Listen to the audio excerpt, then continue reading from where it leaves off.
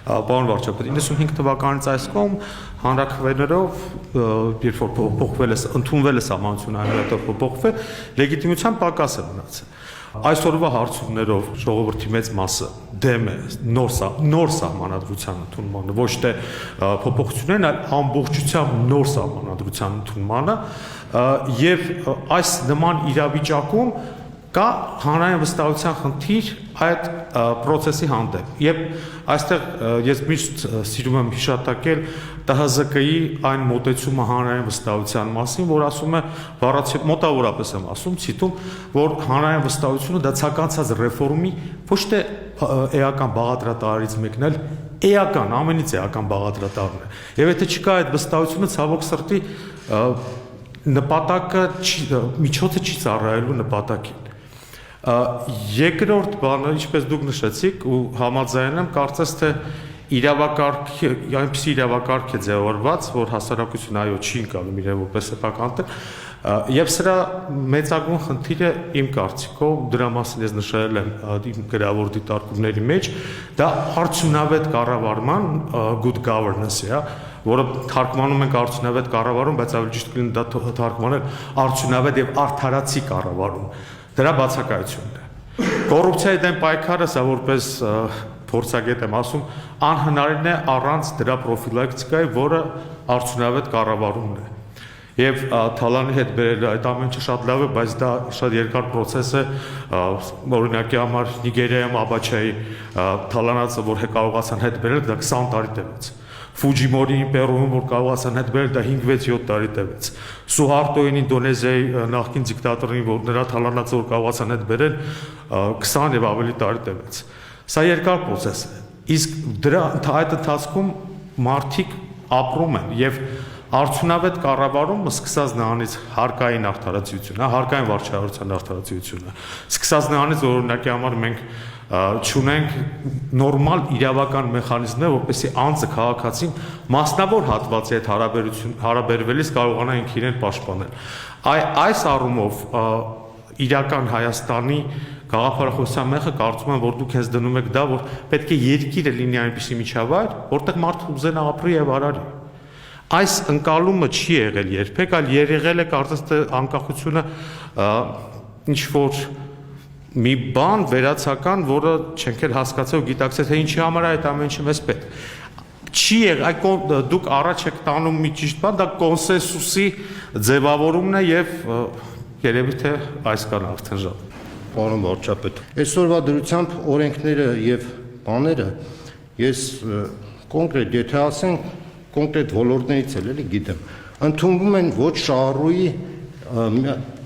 նայեք, պետության խնդիրը ինչու՞մն է բաբաշոմը։ Առաջերտին պայմաններ ստեղծել մարդկանց կրթության, աշխատանքի, ստեղծագործության, ապրելու համար։ Պայմաններ ստեղծել։ Այսինքն դու ինձ պետք է հարցնես պետություն, կառավարություն, քեզ ինչ է խանգարում, որ ապրես, որ կրթվես, որ աշխատես, նոր ասենք օրենք ընդունես, դրանց որ օրենքում է պետք փոփոխությունալ, չկա այդ բանը։ Օրենք ընդունում են շահառու հետ առանց շփվելու։ Գալիս է մարդիկ էլ մենակ ձեր անունը գիտեն, դրա համար մի զարմացեք, որ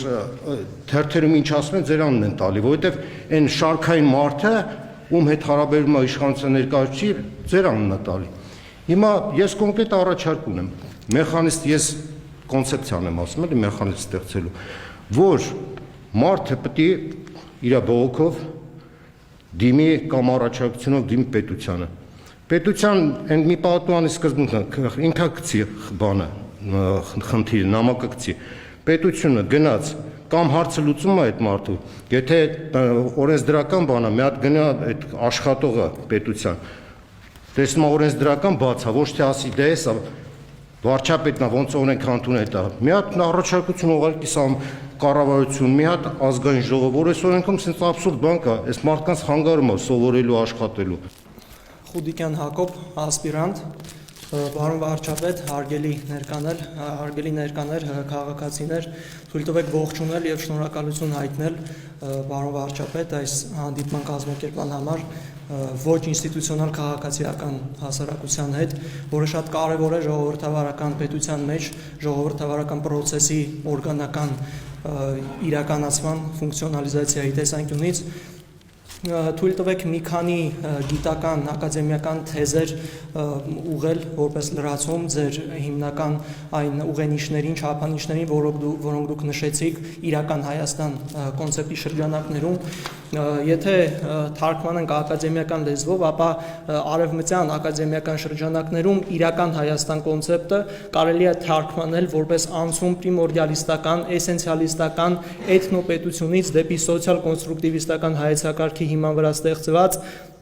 քաղաքական պետական ազգի մոդելին, որտեղ անհատի ինքնությունը կառուցվում է պետության կողմից ծրագրված եւ ուղղորդված ինքնության քաղաքականության միջոցով, որի շրջանակում սոցիալիզացիայի բոլոր էտապներում քաղաքացու սոցիալիզացիան դաստիարակության խնդիրը պետությունը մեծ իմաստով վերցնում է իր ձեռքը։ Այսպես են աշխատում բոլոր ժողովրդավարական պետությունները, ոչ միայն ժողովրդավարական, փորձելով հասարակության մեջ վերացնել ապակառուցողական եւ բաժանիչ երևույթները եւ ձգտում են հասարակության հոտ զանգվածներին ներգրավել նույն քաղաքական եւ քաղաքացիական մշակույթի շրջանակներում։ Մեծ իմաստով ծանոթ լինելով իրական Հայաստան կոնցեպտին որպես գաղափարախոսություն, կարող ենք ենթադրել կամ ասել, որ այն եւս հետապնդում է Հայաստանի Հանրապետությունը էթնոազգայնական քաղաքական մշակույթից տանել դեպի քաղաքացիական պետական ազգին հարմար քաղաքական մշակույթի կառուցման։ Այս նպատակի իրացման համար, պարոն վարչապետ, բոլոր պետությունները սերտ համագործակցում են իրենց գիտական հանրույթների մեջ, իրենց գիտական հանրույթների հետ։ Տրադիցիոն, համալսարանական, բուհական, այլ ոչ քաղաքացիական հասարակության պսևդոգիտական ուղեղային կենտրոնների կամ կազմակերպությունների հետ։ Մեր համալսարանները, օրինակ Երևանի պետական եւ ռուս-հայկական սլավոնական համալսարանները բազմաթիվ հետազոտություններ են իրականացնում հայկական ինքնության մոդելների տրանսֆորմացիայի, ադապտացիայի, դինամիկայի, կոնֆլիկտի եւ ճգնաժամի հարցերի շուրջ։ Կարելի է ասել, ձևավորվել է գիտնականների նոր դպրոց սոցիալ-հումանիտար գիտությունների ինստիտուտում, որոնք ականջալուր են Հայաստանի Հանրապետության արդի պահանջմունքներին եւ ներքին եւ արտաքին, որոնցից ամենակարևորը մեր գնահատմամբ քաղաքացիական ազգի ստեղծումն է, այն է թե իրական Հայաստանի կոնցեպտի վերջնական ադապտացումը եւ ներմուծումը քաղաքացու գիտակցության եւ ապրելակերպի մեջ։ Պարոն վարչապետ, պաշտոնապես որպես գիտական հանրույթի ներկայացուցիչ ձեզ եմ ուզում ներկայացնել գիտական հանրույթի առջև ծառացած կարևորագույն խնդիրը,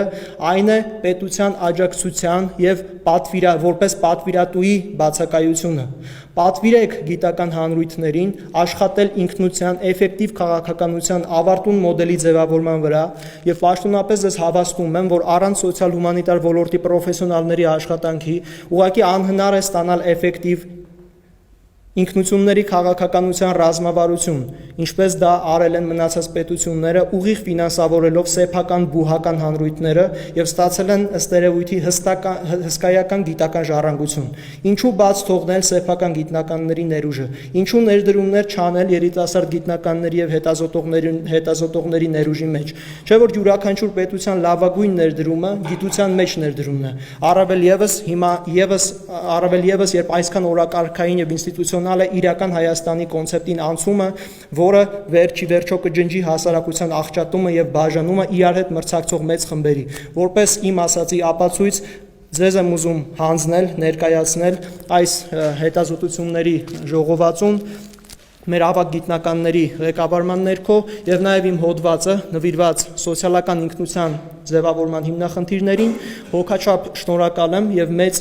հույսով լցված նաեւ գիտական հանրույթի անունից, որ պետությունը եւս կլսի եւ կկայացնի քաղաքական ռազմավարական որոշում աշխատել եւ համագործակցել բուհական հանրույթների հետ։ Կանխավ շնորհակալություն իմ եւ գիտական հանրույթի անունից։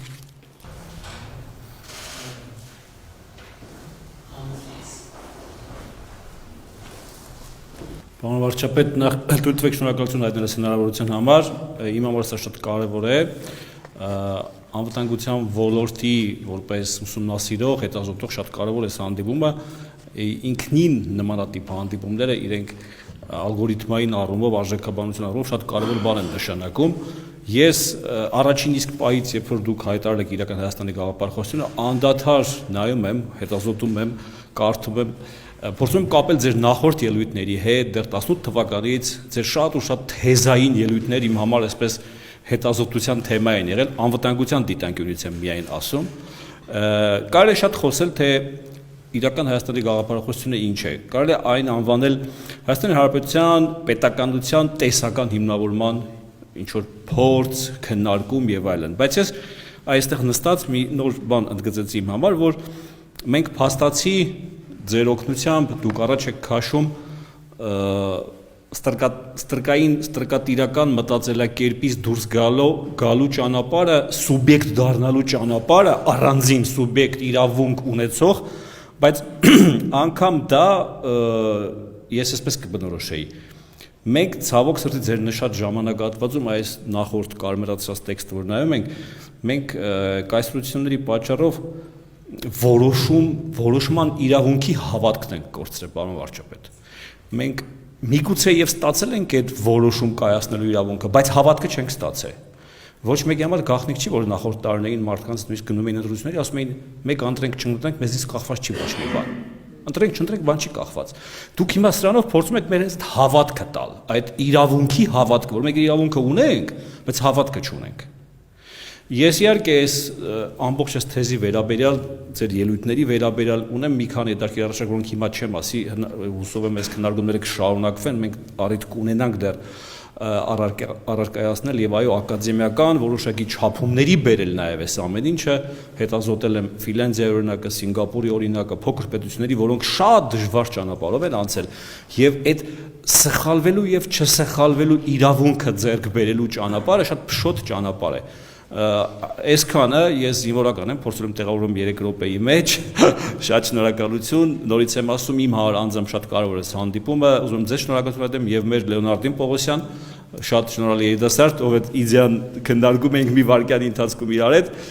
իրականում շատ լավ երիտասարդ է եւ ընդհանրապես երիտեւը շատ լավ երիտասարդներ են աճում եւ նախանձելի, պարոն վարչապետ։ Շնորհակալ եմ այս ավերի համար, հուսով եմ սա շարունակական կլինի, կան որոշակի առաջարկներ ակադեմիական դաշտ բերելու այս ամեն ինչը։ Շնորհակալ եմ։ Համեցեք։ Ողջույն, մեծարգո պարոն վարչապետ, նախ թույլ տվեք շնորհակալություն հայտնել ձեզ նման հանդիպման եւ հնարավորության համար։ Պարոն վարչապետ, նոր սահմանադրության ընդունման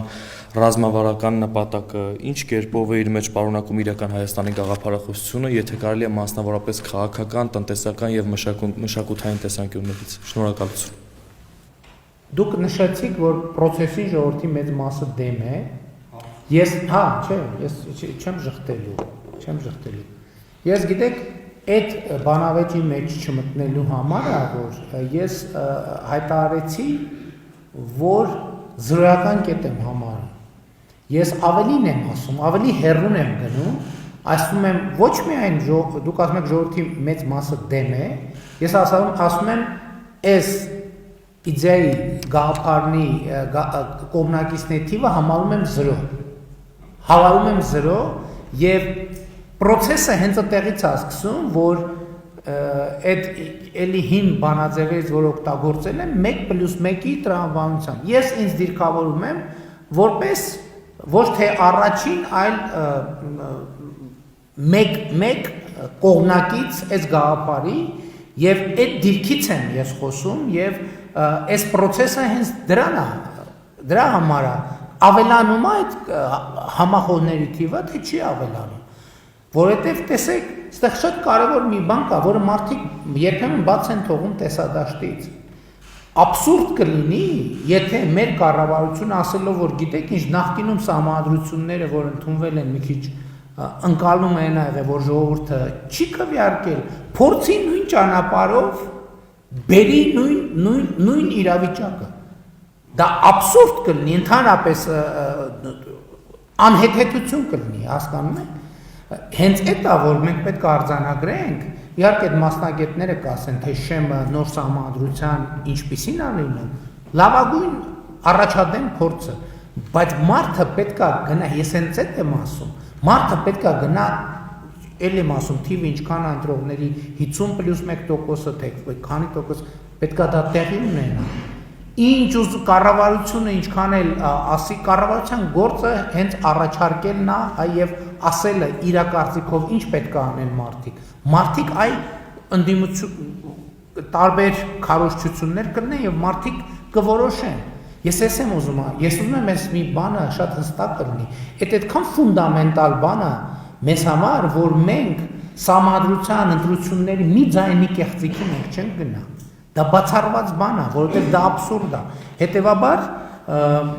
Հետևաբար այս ընդունելով ձեր ասածը, ես ավելին եմ գնում, ասում եմ 0-0 է կողմնակիցների թիվը, եւ այս քննարկումը նաեւ պետքա օրգանական կապը ստեղծի։ Մենակ մարդը ոնց քվեարկի որոշի։ Պետքա օրգանական կապ ձևավորվի, որ ինքը պետքա զգա սա նախագծի փուլից, մարդը իրավաբան չի, իր մասնագիտական նյուանսների մեջ մենք բնականաբար պետք չի մտցնել, բայց ինքը պետքա զգա քաղաքական process-ը, ինքը թեզերի մակարդակով պետքա հասկանա բանավեճին հետևելով եւ ինքը իր մեջ որոշի, ինքը դրա կողմնակիցն է, թե դրա կողմնակիցը չի։ Ես համաձայն եմ այն ձևակերպման հետ, որ ասվեց, որ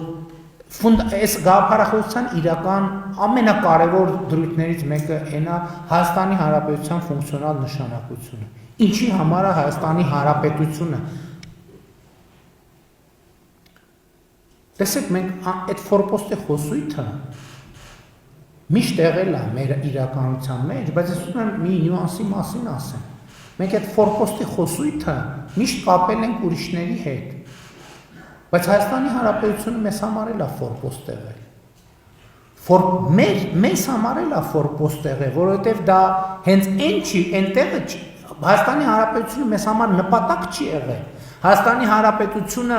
մեզ համար ֆորպոստ է եղել ինչ որ այլ նպատակների հասնելու ավելի մեծ, ավելի կարևոր, ավելի սիրելի նպատակի հասնելու համար։ Ֆունդամենտալ ինձ համար էլ է ժողովուրդ ջան տենց եղել։ Այսինքն ես որ ասում եմ մեզ համար, հանկարծ այս անընդհատ ուզում եմ շեշտեմ։ Սա մեզ համար, ինձ համար, բոլորիս համար։ Մենք այդ ընկալման մեջ ենք եղել։ Մենք չենք կարող ժխտել եւ դա մեր պատմության մասն է, այո։ Հենց ֆունդամենտալ փոփոխություններն է, որ դուք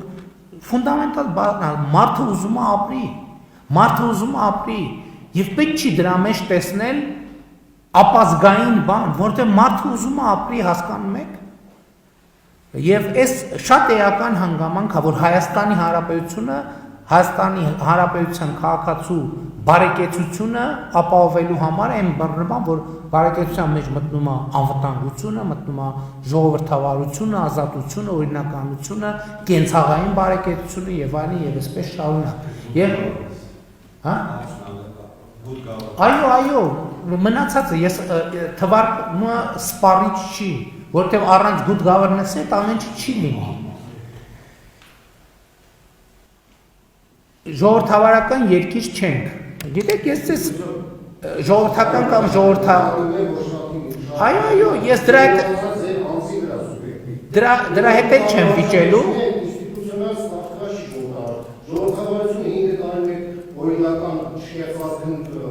Ես համաձայն եմ ձեզ հետ, բայց հիմա ես ուրիշ բան եմ ուզում ձեզ ցույց տալ եւ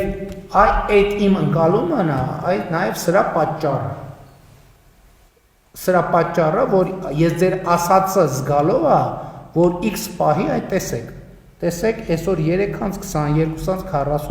12:53, 10 դուք ստեղ ոչ մի հատ չպատասխանած նամակ չեք գտնի։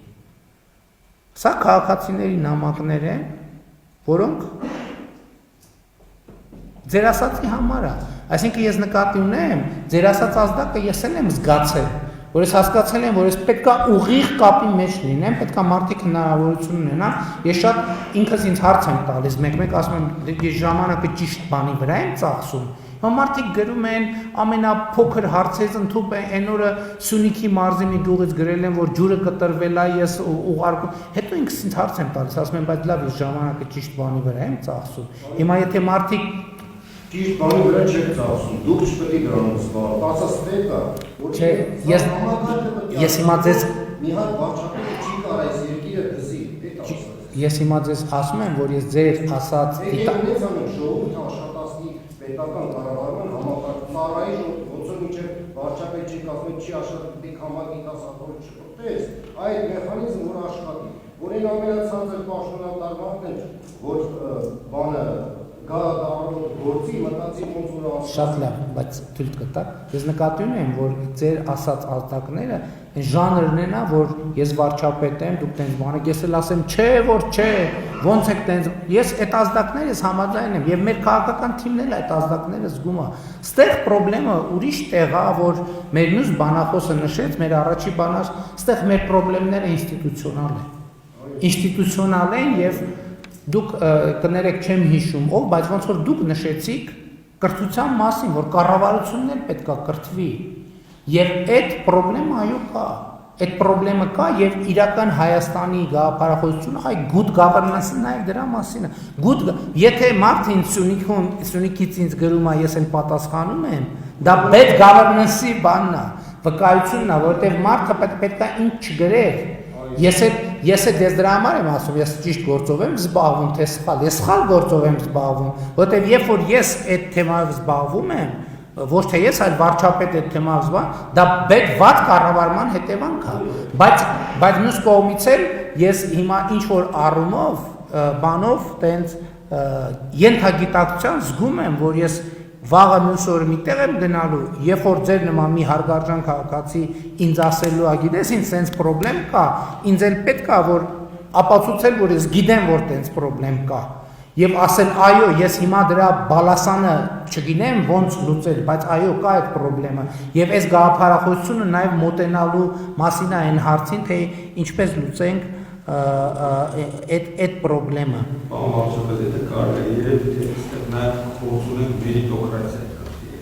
որ մյուս ունիքի մասի ուղղապետն աշխատում է քաղաքապետը, բայց ուրեմն դա չի որ չի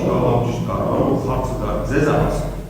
Շատ դեպքերում դա ներողություն եմ խնդրում, թե կարա ուրիշ պրոբլեմ ունի, որը իհարկե ձեր ասած good governance-ի հետ կապ ունի։ Կարող է մարդը մտածում է կամ կարող է լրիվ ուրիշ աբսուրդ բան, կարող է մարդը չնայած էլ երևի նույն երևույթի ասում եմ համ զուգահեռ մտածում եմ։ Մարդը գիտի ոնց վարչապետի հետ կապվի, բայց չգիտի ոնց բանի ջրօգտագործող ընկերության հետ կապվի, հասկանում եք։ Կարա կամ էլ չէ, ես անկեղծ ասեմ, հիմա կարող է այդ Չէ, նկատի ունեմ հիմա այս հարցը ճշտելու համար ինձ հետաքրքրեց, կամ ես կկապվեմ, կասեմ ինչի եք ինձ գրել, օրինակ ինչի բանին չեք գրել, ջրօգտագործողներին չեք գրել, եւ հետաքրքիր է ինքը ինչ կպատասխանի, ամեն դեպքում իր պատասխանը մեր այս հարցը ինչ որ չափով կլուծի։ Եվ օրենքները, հա, այդ հենց ինստիտուցիոնալ խնդիրը, որ օրենքները աբսուրդ են, երբեմն աբսուրդ են լինում եւ դուք իրականում մենք երկու տարբեր կողմերից նույն բանն ենք ասում, որովհետև ես ասում եմ սենց, հիմա գիտեք ինչ է, ես ասում եմ սահմանադրությունը օրգանական կապ չունի, իրավակարգը օրգանական կապ չունի ժողովրդի հետ, դուք էլ ասում եք օրենքները կապ չունեն օրգանական ժողովրդի հետ, հենց այս մենք նույն բանի մասին ենք խոսում, որ օրգանական իրավակարգի հետ պետք է օրգանական կապ ստեղծել եւ այս խոսակցության կարևոր նպատակներից մեկն է հասկանալ, թե ոնց մենք անենք։ Օրինակ ես մտածում եմ, որ սահմանադրությունը դրա ձևերից մեկն է։ Կա հորետեսություն, դա կստացվի թե չէ, բայց դա ուրիշ բան է։ Առաջինը որոշել որն է ձևը եւ երկրորդը ինչքանով է դա իրատեսական։ Բայց եթե ես համոզված եմ, եթե մենք գանք շատ թե քիչ ընդհանրական ըմբռնման, որ ճիշտ ձևը սա է կամ այն մյուսն է, այս ըմբռնման բերումով դա կդառնա ավելի իրատեսական։ Դուք երբ որ ձեր խոսքը սկսեցիք, մի քիչ շատ բարձ սկսեցիք, բայց ձեր ասացի մեջ մի շատ կարևոր բան արձանագրեցի, որը իմ կարծիքով ունի ֆունդամենտալ նշանակություն։ Դուք խոսեցիք ինքնության կապի հետ քաղաքացիության եւ ինքնության կապի մասին։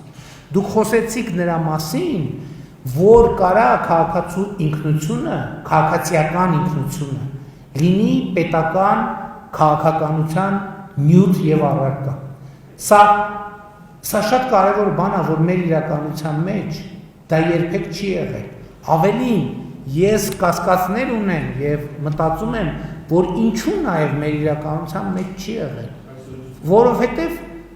այդ թվում կայսրությունը, բայց կայսրությունը ուրիշ տեսակետից։ Ես կշարունակեմ որպեսզի ճեղք չառաջանա, ես միշտ խոսել եմ հայրենասիրության մեր մոդելի մասին, ասելով, որ այդ մոդելը որոշ դեպքերում ներդրվել է կայսրության կողմից, որովհետև եթե ուրիշ միջավայրում դուք դա ասեիք, կամ ուրիշ պայմաններում, դա կարար ձեր ասածը բան աներ, հնչեր շատ ապազգային, նույնիսկ հակաազգային, բայց այս խոսակցության բերումով ձեր ասածը շատ դիպուկ էր, ձեր ասածը հենց հատկապես 10-ին խփեց, որովհետև սա այո, եւ ես շատ ուրախ եմ, որ այդ երկխոսությունը նույնիսկ հերրակա տեղի է ունեցել, եւ այն ինչ որ դուք ասացիք, ես միանշանակ ընդունում եմ, որովհետև ես էլ եմ ընդունում, այ դուք շատ կարևոր շարունակություն բերեցիք, որովհետև էս էլ շատ քննադատում են, ասում են սա վարչապետի գործ չի, ինչ որ առումով ճիշտ են ասում, եւ շատ կարևոր է, որ հիմա այս խոսակցությունը տեղի ունենա, եւ այս նյութը հետագա զարգացման մեջ առնվազն ձեր ասած գիտական, հետազոտական այդ բանը հանրույթը եւ ներուժը ներգրավվածություն ունենա եւ դա շատ հետաքրքիր թեմա է, թե ինչպես մենք կազմակերպենք այդ հարցը։ Այդ խնդիրը կա, այդ ինչ որ ես ասում եմ իրավակարգի մասին, դա մեծ հաշվով պետության մասին է։ Էլի պետության հարազատությունը իշխանությունը կարող լինի ցանկացած, բայց իշխանությունը հասկանում եք դա փոփոխման ենթակա, այսինքն իշխանությունը վարձու աշխատողների խումբ է։ Մեր իրականության մեջ այդ խնդրեմը միշտ եղել է, որ մենք չենք կարողացել տարբերակենք պետությանը խփելը քաղաքական առումով եւ իշխանությանը խփելը։ Մենք անընդհատ խառնում ենք իրար եւ արդյունքում ստացվում է, որ մենք ավելի շատ, մեզ թվում է, թե ավելի շատ իշխանությանն ենք խփում, բայց իրականում պետությանն ենք խփում, մենք պետք է տարբերակենք դա։ Եվ դա էլ ինչ-որ առումով ռելիկտային մտածելակերպ է, որովհետև մեր էսել եկեք արձանագրենք, երրորդ հանրապետություն, ես միայն 18-ից հետո իրավակարգով ժողովրդապետության 18-20 թվականների այդ կարճ շրջանը առաջին օրինակն է, որովհետև մեր ընկալման պետությունը էլի բանի սերտաճածա բանի հետ կայսրության կայսրի սուլթանի, չգիտեմ, բանի հետ եւ էս էլ հաջորդ խնդիրն է, որ մեր քաղաքական իրականության մեջ այդ տարբերակումը մենք կարողանանք անենք, որ այնուամենայնիվ ժողովրդավարական հասարակության մեջ բարձր իշխանությունը թիվ 1 թիրախն է, այդտեղ հարց չկա, բայց պետությունը չպետք է լինի թիրախ։ Բայց որպեսզի պետությունը չլինի թիրախ, պետությունը մեզ պետք է հարազատ լինի, որ չլինի թիրախ։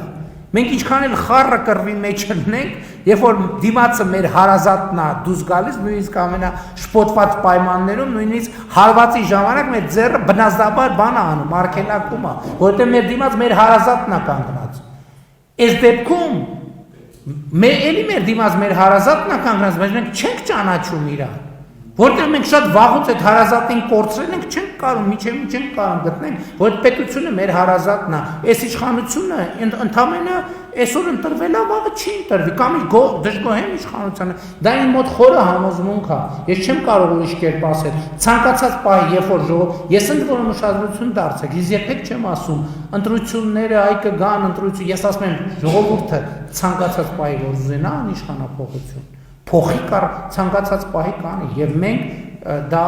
պրակտիկայում ապացուցել ենք համեցեք Հովսեփյան Հայկ իրավաբան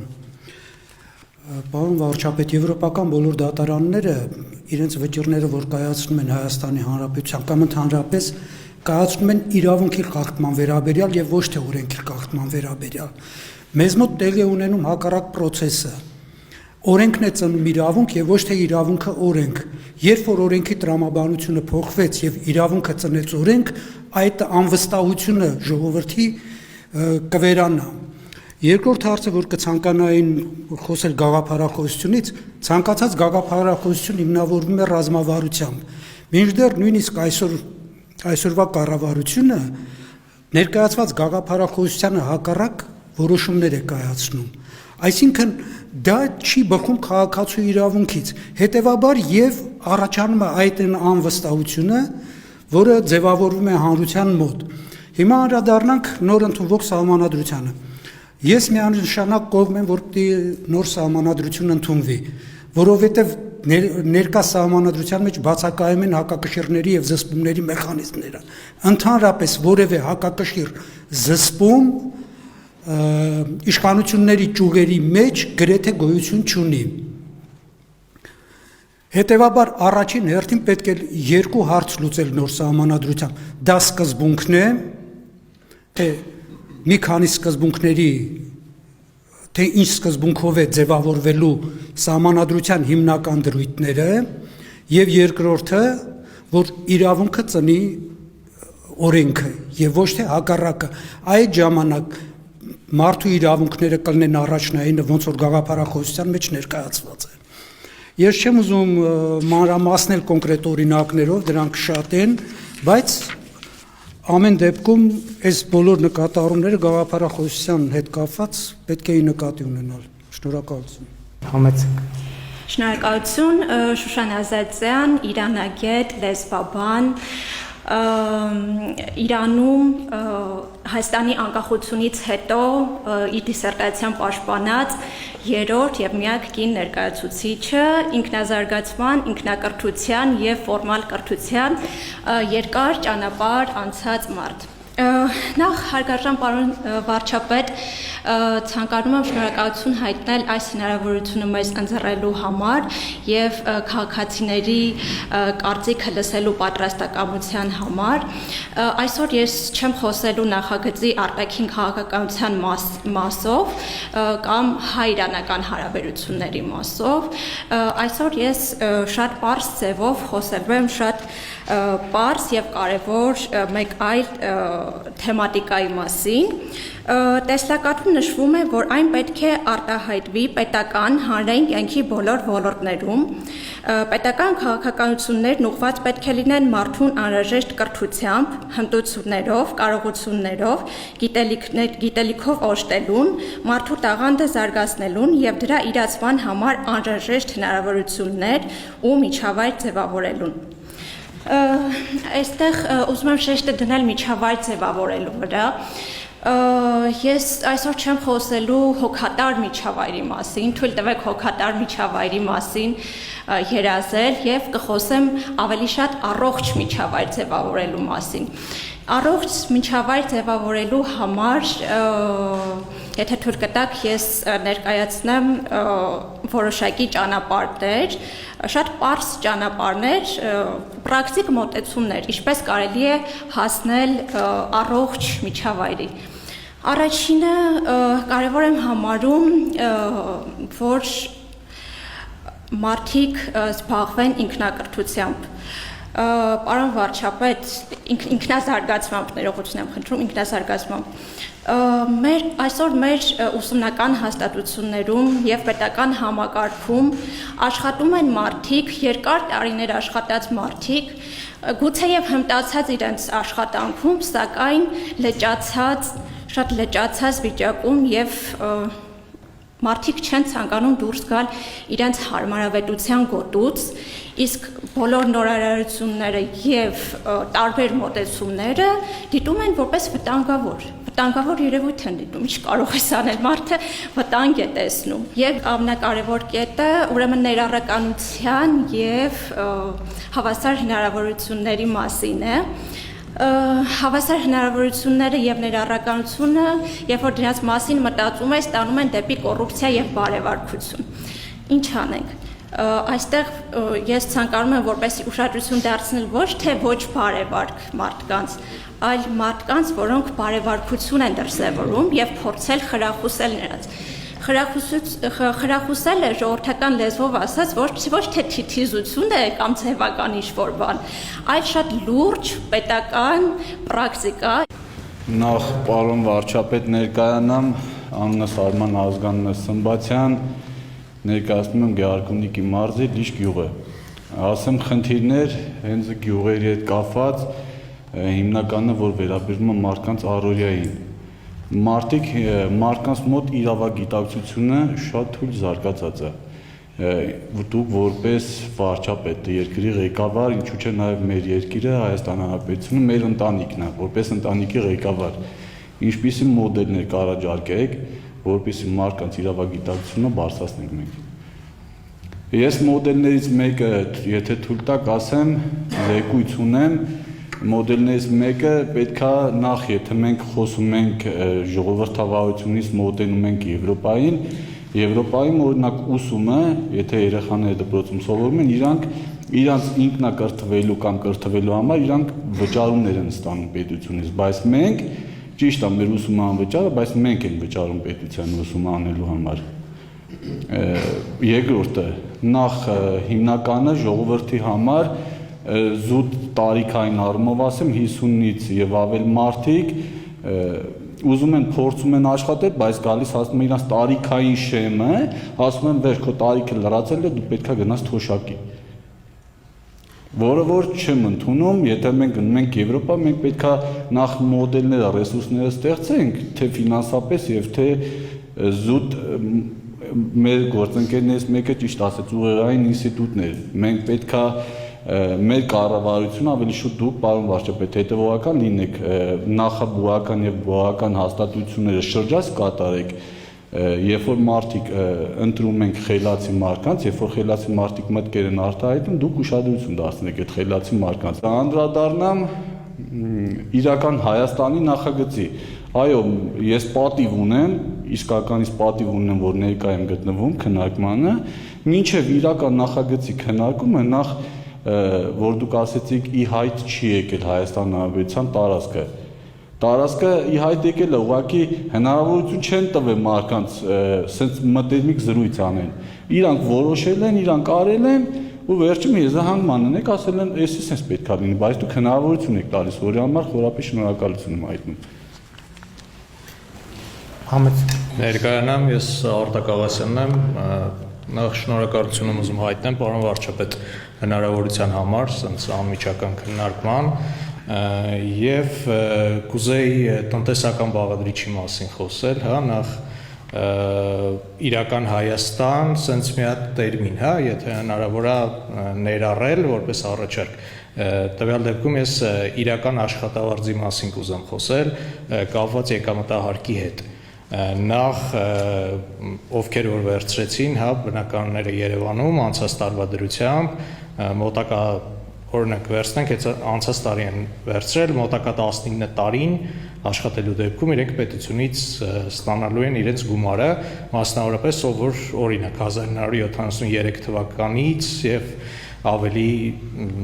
ներքևա ծնունդը ինքը ամբողջապես իր աշխատավարձը ստանում է 74-ից այս կողմ, տվյալ դեպքում մերի ենթախումբը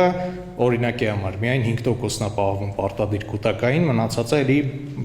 ովքեր որ վերցրել են, ստանում են իրենց աշխատավարձի գերակշիռ մասը։ Ես ճիշտն ասած անցած, չեմ հիշում կամ նախանցած տարի ԵՊՀ շրջանավարտեմ, գնացի ԵՊՀ կրթական մասով, որպեսզի դիմեմ ասպիրանտուրայի համար, եւ պարզվեց, որ այնտեղ որ մասնագիտությունների սահմանափակում կա։ Ես երկրորդ մասնագիտությամբ քաղաքագետ եմ, կոնկրետ մեր ֆակուլտետը չէր մտնում, որպեսզի մենք կարողանանք եկամտահարկի միջոցով վճարովի ընդունվել, դիմել, այսինքն նախ դիմել ասպիրանտուրան ընդունվելու համար եւ եկամտահարկից այդ գումարը փոխանցվեր։ Ինչ որ մասնագիտություններ կային, որ հնարավոր էր, ցանկ կար այնտեղ հստակ, որ որոշ մասնագիտությունների դեպքում հնարավորություն կար որպեսզի եկամտահարկից փոխանցվի, այսինքն կրթական բաղադրիչի համար էլի այդ բացը կուզեի նշեի եւ իրական աշխատավարձի մասով եթե հնարավոր է, հա, այսինքն ովքեր որ փաստացի արդեն անցած տարվա դրությամբ չեն վերցրել, այս տարվանից մարզերում կա, դիցուկ վերցնենք, ես սիրում եմ ին վրա օրինակը բերել, ասենք թե ես մարզերում էլ չեմ վերցնելու բնակարան, այսինքն այդ եկամտահարկը ինչ որ մի տարվանից առհասարակ դադարելու է, ինչ որ տարբերակ, եթե չգիտեմ ազգային ժողովում են սկզբում այդ քննարկումները լինելու կամ կառավարությունը պետք է սկզբից քննարկի հետո ներկայացնի ազգային ժողով, ինչ որ սոցիալական երաշխիքների ձևով տարիքային ինչ որ շեմ սահմանել, օրինակ, հա, ասենք 40 եւ ավելի տարիքի մարդկանց, որոնք օրինակի համար կարող են արդեն 20 տարի, տեսա, 20 տարի աշխատած լինեն, ինչ որ ձևով եկամտահարկ կուտակված լինի, չասեմ թոշակի ձևով, բայց ինչ որ ձևով, որ իրենք էլ հնարավորություն ունենան, այսինքն հավասարություն լինի, տուն վերցրած ու չվերցրած մարդկանց միջև, միգուցե իրանք տան խնդիր չունեն, ունեն այլ խնդիրներ, չգիտեմ, իրենց երեխաների համար կամ էական չի, ինչ որ մի բանի համար իրենք այդ գումարը կարիք ունեն հետ ստանալու եկամտահարկի տեսքով, ինչ որ ձևով իրական աշխատավարձ, էլի, իրական Հայաստանում իրական աշխատավարձ, շնորհակալ եմ։ Պարոն վարչապետ, շնորհակալություն եմ հայտնում այս հնարավորության համար, Լևոն Աթանյան, կցանկանամ մի հարց բարձրացնել, ինչ եք կարծում ազգային էլիտաների դերը իրական Հայաստան գաղափարախոսության մեջ ու ինչ է կատարվում այդ ազգային էլիտաների ձևավորման համար։ Գուրգեն Մուրադյան, Վազգեն Սարգսյանի անվան ռազմական ակադեմիայի դասախոս, նաև Երևան պետական համալսարանի համաշխարհային պատմության ամբիոնի ասպիրանտ։ Պարոն վարչապետ, կարծում եմ դուք էլ նկատեցիք, ոնց պատտվում ենք, գալիս ենք սահմանադրությունից հետո երկրորդ թիրախին կրթությանը, որը բազմիցս 2010-ից հետո շատ է քննադատվել եւ ամենաթիրախայինը դուք էլ կփաստեք Հայաստանի Հանրապետության բարձրագույն կրթության եւ գիտության մասին օրենքի նախագիծն է, որը ցավոք դեռ նախագիծ է, եւ երկրորդը ցանկանայի ձեր կարծիքը լսել կապված նոր Հայաստանի կամ իրական Հայաստանի տեսլականում ակադեմիական քաղաքը որտեղ է։ Եվ իմ կարծիքով շատերիս թվարկած խնդիրները կլուծվեն, եթե ակադեմիական քաղաքի գաղափարը վերջնական իր ավարտուն տեսքին հասվի։ Մենք պարոն Հովհաննիսյանի հետ բազմիցս քննարկել ենք նաև այդ ազգային կամ պետական կրթության համար շատ կարևոր է, նաև սպաների ազգային կրթության համար, որ դուք նշեցիք, դրսում կրթություն ստացած սպան կամ քաղաքացին կրում է այդ կայսրության կամ երկրի աշխարհայացք։ Դրա համար կարծում եմ մեր առաջնային խնդիրը ազգային կամ պետական հայկական կրթություն ունենալն, որը այսօր մենք շատ քայլերով հետ ենք մնում։ Շնորհակալություն։ Կարեն Սարգսյան, ռոբոտաշինության ինժեներ։ Պարոն վարչապետ, ձեր կարծիքով բարձր տեխնոլոգիական ոլորտի զարգացումը կարող ենք համարել պետության դիմակայունության հիմնական գործոն ապագա մարտահրավերներին դիմակայելու համար, եւ եթե այո, ապա ինչպիսի ռազմավարական քայլեր են ձեռնարկվում կրթության ոլորտում որակավորված եւ բարձր որակավորում ունեցող մասնագետների պատրաստելու համար։ Շնորհակալություն։ Հարգելի վարչապետ, պարոն եւ տիկնիկ, Արտակ Ասատրյան, երաժիշտ, դասախոս։ Հարցերս իմ բնագավառից են, մշակույթից, նախ կարծում եմ Հայաստանում ապրող եւ գործող այնպիսի մշակույթի գործիչների բանակ կա, որ ներքին շուկան չի բավականացնում այդ մարդկանց ռեալիզացմանը եւ պետական մակարդակով տարիներ առաջ ես նաեւ պատրաստել եմ նյութ առաջարկություն ներկայացրեցի մշակույթի նախարարություն, բայց կարծում եմ այն ժամանակ հավանաբար ռեսուրսների բացակայության եւ առաջնային մարդկային ռեսուրսների բացակայության պատճառով դա իրագործելի չէր։ Հարցս կրկնեմ այսօր պետական մակարդակով կարող է նաև լինել քայլեր, որ ներքին ռեսուրսը որպես էքսպերտ կարողանա վաճառվել, որովհետև արվեստը եւ ցանկացած արվեստի գործիչ ի վերջո ուզում է ռեալիզացվել եւ վաճառվել եւ անկեղծ հատկապես մշակույթի ոլորտում աշխատող մարդկանց համար իրենց վաճառելը դա դժվար բան է։ Կան հիանալի գործիչներ, բայց մեծ բաց մեր մշակույթի իրականության մեջ, որ չկա մենեջմենթի դպրոց։ Եվ մարդիկ ամեն կերպ ուզում են մենեջեր գտնեն արտերկրում եւ այսպես որոշները հաջողում են, մեծ մասը ոչ։ Հարցս նաեւ հետեւյալն էր, պետական մակարդակով նախարարությունը կարող է առանձնացնել մի մասնաբաժին, որը բացառապես կզբաղվի մշակույթի գործիչների մենեջմենթով։ Շնորհակալություն։ Ողջույն, պարոն վարչապետ, շնորհակալություն այս ֆորմատի համար։ Կասպարյան տեղեկատվական եւ կիբերանվտանգության փորձագետ։ Կուզենայի մի հատ հարցի շուրջ խոսեինք։ դա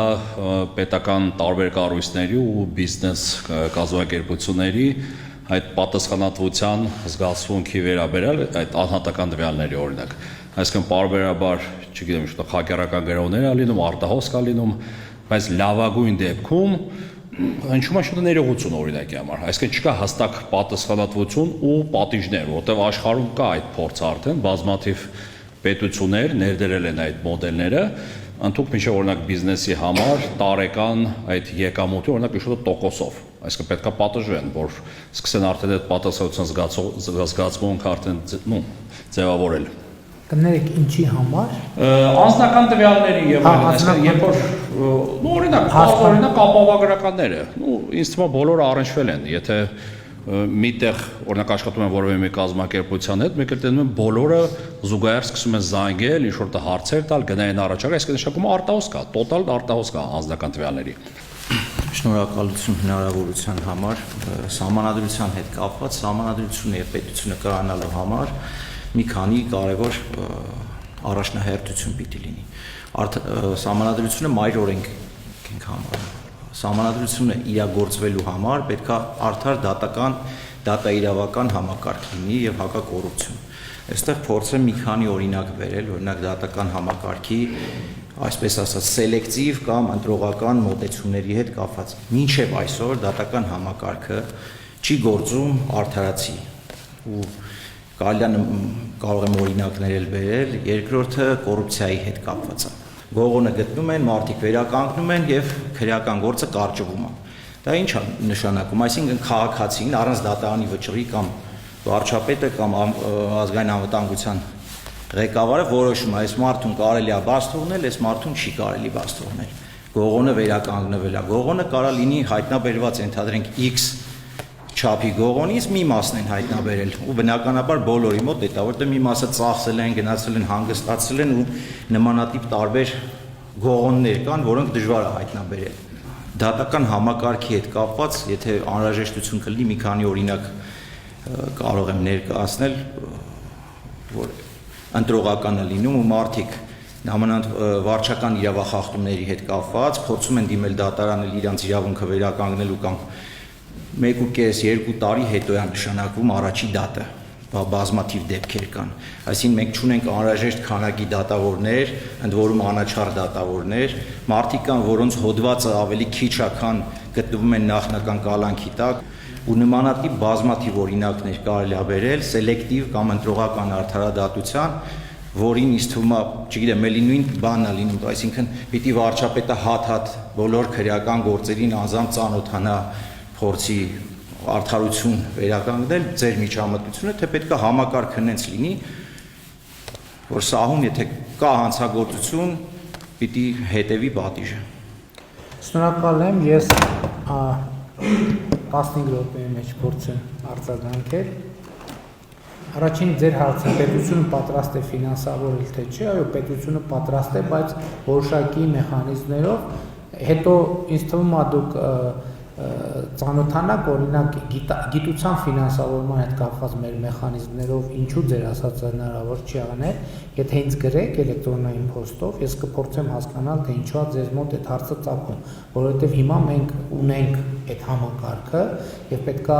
հասկանալ ինչու դուք տեղյակ չեք կամ ինչու չի ստացվում, ինչու է ձեզ մոտ այդ հարցը ծագում։ Իրավունքն է ծնում օրենք, թե օրենքը ինչ, ֆունդամենտալ հարց է, ֆունդամենտալ հարց։ Եվ իմ կարծիքով էլի նույն բանի մասին ենք խոսում, որովհետև այն սահմանադրությունը եւ սահմանադրական կարգը, որը օրգանական կապ ունի ժողովրդի հետ, օրգանական կապ ունի իրավունքի հետ, որովհետև ի վերջո ժողովուրդը, ժողովրդավարական հասարակություն իրավակարգի աղբյուրն է։ Ստեղ էլ այդ մի քիչ իրավաբանական կոնցեպտուալ հարց է, բայց ես ուզում եմ բերեմ դա մեր քաղաքական քննարկման մեջ, որովհետև այս մեր իրական Հայաստանի գաղափարախոսության տեսակետից իրավունքն ու օրենքը սկզբունքորեն հարց կարա ծագի, ոչ իրավաբանները այս թեմային լավ են տիրապետում, սա իրաց մասնագիտական հարցն է, բայց ոչ իրավաբանի համար կարա հարց ծագի, մի րոպե, ինչի պետք է օրենքն ու իրավունքը նույնը չլինեն։ Իմ կարծիքով հարցի պատասխանը հետևյալն է, իրան ծագման աղբյուրի մեջ է, որովհետև եթե այն իրավակարգը, որը բխում է սուվերենից, այսինքն ժողովրդից, ինքը մեկա իրավունք է, եւ Իրանի ծնված իր համակարգով գենետիկորեն իր հետ կապված կապով օրենքը չի կարող իրավունքի վրա հենված չլինել։ Ինչու է մեր մոտ օրենքը ընկալվում որ իրավունքի աղբյուր եւ ոչ թե իրավունքը օրենքի աղբյուր, որովհետեւ օրենքը կտրված դրված է վերևում, Էսա պատճառը, որ ինքը հողի վրա կանգնած չի, ինքը ժողովրդից չի, ինքը մեր օրգանիզմի մաս չի։ Եվ այս հարցը ինչքան էլ կարա մի քիչ անուղակի, բայց ձեր ասացի իմ կարծիքով ուղիղ օրենքները գրվում են նախարարություններում, այդ խնդիրը տեղ առաջանում։ Հասկանում եմ։ Ելնելով իր վարչական շահերից ելնելով, դրա համար է կտրվում կապը։ Այդ երբ որ կստեղծվի անկախ մի մարմին, ասենք համապատասխան իրավունքի կենտրոն, որ աշխարհում ուսումնասիրված է, եւ այդ կենտրոնը որտեղ տնտեսագետներն են, մյուսներն են կգրեն օրենքը, նախարարությունը պատվերը կտայի, նախագիծը կներկայացնի ինչ կանի, այդ ժամանակ իրավունքը կծնի օրենքը։ Իմ կարծիքով տեսեք, չեմ ժխտում ձեր ասածը, բայց ես ձեր ուշադրությունը ուզում եմ հրավիրեմ այնուամենայնիվ հայեցակարգային խնդրի վրա, որովհետև ձեր ասածը կարա նմանվի սրան, օրենքը գրվում է նախարարությունում, այդ լավ չի, եկեք ստեղծենք մի հատ ուրիշ նախարարություն, որը կգրի օրենք։ Մեր մոտ ուրիշ խնդիր կա, որի հետ մենք բախվում ենք։ Մեր մոտ ընդհանրապես մեր օրենքով դա նախատեսված է, կա հասկացություն ազդեցության գնահատում, որ մենք երբ որ օրենք ենք ընդունում, դա կաբինետում ցանկացած օրենք գրվում է կաբինետում։ Այսինքն ինչ որ մեկը մի քանի հոգի նստում են սկսում գրել, բայց հասկանալու համար ինքը կենթանի օրենք է, թե ինքը հերթական անտրամաբանական բանն է, մենք պետք է կարողանանք ինչ որ մի ֆորմուլայով դա տեղայնացնենք, փորձենք հասկանալ իրականության մեջ իր բանը։ Սա կոչվում է ազդեցության գնահատում, բայց մեր մոտ դա իրականության մեջ ֆորմալ կա, բայց իրականության մեջ կառավարությանը այդ ինֆորմացիան չի տալիս եւ այդտեղ ֆունդամենտալ խնդիր կա, բայց ես էլի ուզում եմ ասել, որ այս գաղափարախոսության տեսակետից հենց ֆունդամենտալ հարցերից մեկը, որը ոչ նույն տեսանկյունից ինչ որ դուք եք առաջ քաշում, բայց ըստ էության այդ հարցը էլի կապված է իրավունքի ծագման աղբյուրի հետ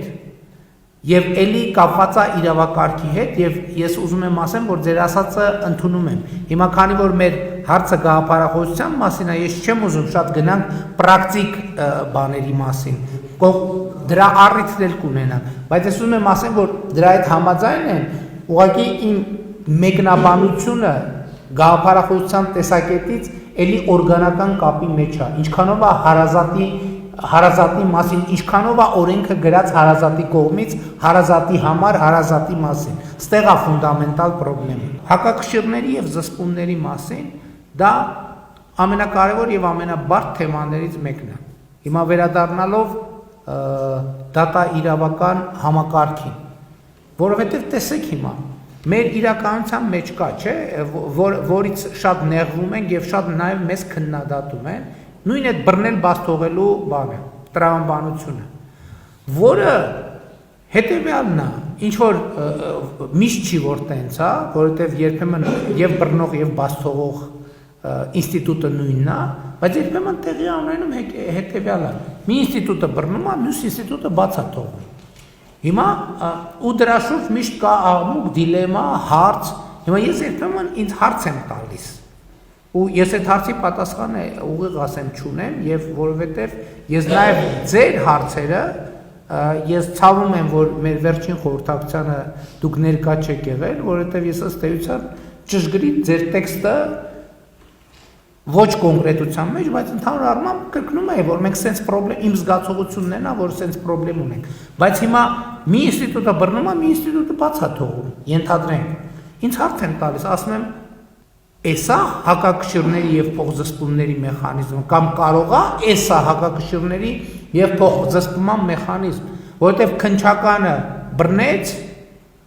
դատարանը բաց թողեց։ Հիմա ես ուզում եմ հասկանամ, սա անարդար դատավարության վկայությունը, թե հակակշիռների եւ փոխզսպումների համակարգի առնվազն սահմանավորման վկայությունը։ Եվ ես ուզում եմ ասեմ, որ շատ դժվար է, ինձ համար է շատ դժվար է, որովհետեւ երբեմն կան գործընկերներ եւ մարդիկ, ովքեր ասում են, որ սա այո ճիշտ է, հակակշիռի եւ փոխզսպման մեխանիզմը այսպեսին պետք է լինի, եւ կան մարդիկ, ովքեր ասում են, եւ այս երկրորդ մեր քաղաքացիները ավելի շատ են, ովքեր ասում են, այս ձեռեք առնում ես, այսքան եկակ, բա ուր է արդարությունը, բա այս ինչի նստած չի, ինչի նստած չի, կամ այն մեկը ինչի։ Սա էլի շատ լուրջ պրոբլեմ է, որտեղ էլի գաղափարախոսությունը կապ ունի, եւ նաեւ կապ ունի, ես ձեր հարցին անդրադառնալով կհասնեմ, հələ ձեր հարցը վերջում է, ձեր հարցին հələ կանդրադառնամ, բայց սրանք նորից հարց են։ Ես ձեր հարցի հետ կապված մեր գաղափարախոսության հետ առնչվող մենակ մի դիտարկում ունեմ, որի մասին էլ եմ խոսել։ Հայ իրանական, հայ թուրքական, հայ ռուսական, հայ վրացական, ստեղ իմ կարծիքով մեր այդ պետություն եւ արտապետություն ընկալումները արտահայտվում է։ Որտեւ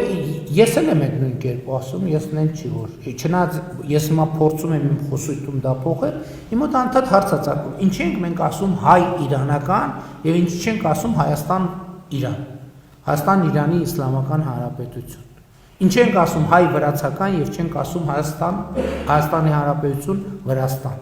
Ինչ ենք ասում հայ ֆրանսիական եւ չենք ասում Հայաստանի Հանրապետություն Հայաստան-Ֆրանսիա հարաբերություններ։ Սրանք մի քիչ ենթագիտակցական շերտեր են, որոնք հա բայց իրականում մեր լեզվի եւ մեր սոցիալ-հոգեբանական առումով, եթե թարգմանենք, Հայաստան Ֆրանսիան ուրիշ բան է, հայ ֆրանսիականը ուրիշ բան է։ Ընդ որում մեկը ես չեմ ուզում բան անեմ, այսինքն չեմ ուզում նսեմացնեմ հայ ֆրանսիականը, ես ընդհանրապես ասում եմ, որ մենք երբեմն նույն բառակապակցությամբ բնորոշում ենք տարբեր բաները, որովհետև դրանք տարբեր բաներ են։ Եվ եթե մենք խոսում ենք պետության, հենց պետության տրամաբանության մեջ, իսկ իրական Հայաստանի գաղափարախոսության առանցքում պետությունն է, որովհետև տարածքը տեղ է, հայրենիք պետություն հասկացությունների տարբերությունը ստեղ էլ տեղ ունի։ Պետությունը հայրենիքից կարա տարբերվի այդ թվում նրանով, որ իր տարածքները շատ ճշգրիտ հայտնի են։ Հայրենիքինը մի քիչ ավելի տարածական է։ Եվ այս նրբությունը կա, եւ մենք սրա վրա էլ այս հարցին էլ պետք է անդրադառնանք, որ ինչու են, իսկ մենք ինչ ենք տենց մտածում։ Իսկ այն, որ մենք տենց ենք մտածում, այլ հարցերի ժամանակ որոշումներ մեր կայացման վրա, այս մտածողության այս ձևը ինչ ազդեցություն է ունենում։ Մենք կարող է հայ, որ երկիրը ասեմ, որ բան չնի, ցանկացած, հա թեկուզ հայ իրանական հարաբերությունների համատեքստի հարցերը երբեմն փորձում ենք ընկալել կամ Հայաստան-Իրան հարաբերությունների համատեքստին վերաբերող հարցերը փորձում ենք լուծել հայ-իրանական բանաձևերով, որը կարա տեղեր կան համընկնի, բայց կարա տեղեր լինի, որ չհամընկնի եւ մենք սխալ որոշումների գանք, սխալ ընկալումների գանք եւ այս սրան Ես որպես ծեզորական տարբերությունը ասա Հայաստան-Իրան հարաբերությունները ավելի շատ ընկալվում է որպես պետական հարաբերություն։ Այո, բա հենց այդ եմ ասում։ Հայ-իրանականը ընկալվում է ավելի շատ որպես ընդհանուր ժողովուրդների թեկուզ։ Ճշգրիտ, բա այդ եմ ասում, բայց հենց այդ էլ նկատի ունեմ։ Բայց հենց այդ եմ ասում, որ երբեմն պետական օրակարգի հարցերը քննարկելիս մենք հարցերին մոտենում ենք արտապետական բանաձևերով։ Հետո այդ որոշումները կայացնում ենք այդ բան կա, չէ, ատամնանիրներ կա։ Հետո տեսնում ենք չի, ասում ենք ոնց մի րոպե ինչի չի, բա այս ինչի չի աշխատում։ Որովհետև ուրիշ բանաձևը փորձում ենք ինտեգրել ուրիշ բանաձևի մեջ։ Այստեղ է խնդրեմը, կամ ես սա ասում եմ առնվազն որպես հարցադրում, որի մասին պետք է մտածել։ Գուցե ես չեմ հավակնի ասեմ, որ ես բավարար խորությամբ սա հետազոտել եմ, որովհետև հետազոտությունը այնուամենայնիվ շատ ավելի լուրջ է։ Իմ ընկալումը այնքանով որ քաղաքական է, իրականում մակերեսային է ու դա ոչ թե վատ է, Քաղաքականը տենց է, ինքը հետազոտությունն է, որ խորանում է միջև գենետիկ մակարդակ։ Քաղաքականը առավել մակերեսային է մնում, եւ սա շատ կարևոր խնդիր է։ Ինքնազարգացման մասին խոսեցիք եւ խնդիրները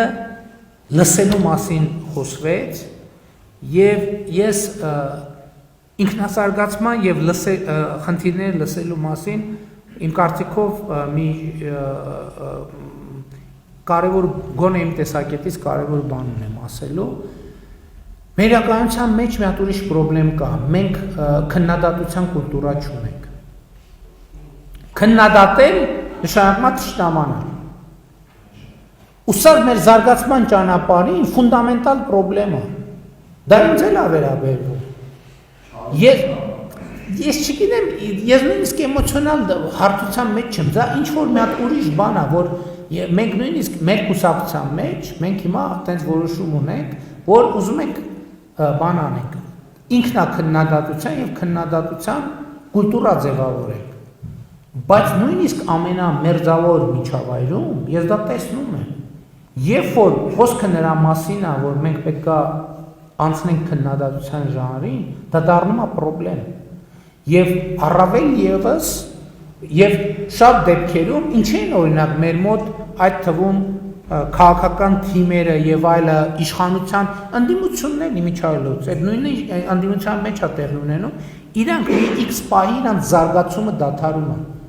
որովհետեւ մի պահ է գալիս, երբ որ առանց քննադատության հնարավոր չի զարգանալ։ Իսկ այդ պահին, երբ որ դու չես կարողանում այդ շարժիչը օգտագործես, գնում է արդեն զարգացման հակառակ պրոցես, լճացում է գնում։ Եվ սա վերաբերվում է բաներին, սա վերաբերվում է նաև նախարարություններին, աշխատանքային կոլեկտիվներին, կուսակցություններին, խմբերին, ու սա ֆունդամենտալ խնդրեմ է։ Այո, բայց այդտեղ գիտեք ինչ, երբ որ ես ասում եմ քննադատելու կուլտուրայի խնդիր կա, երկու կողմ կա, որովհետև մենք համ ասելու մեջ խնդրեմ ունենք, համ լսելու մեջ խնդրեմ ունենք։ Ու սա մեկը մյուսի հետ կապված է, որովհետև երբ որ մեզ բան են ասում, առաջին ռեակցիան այն է, մենք պատ ենք շարում,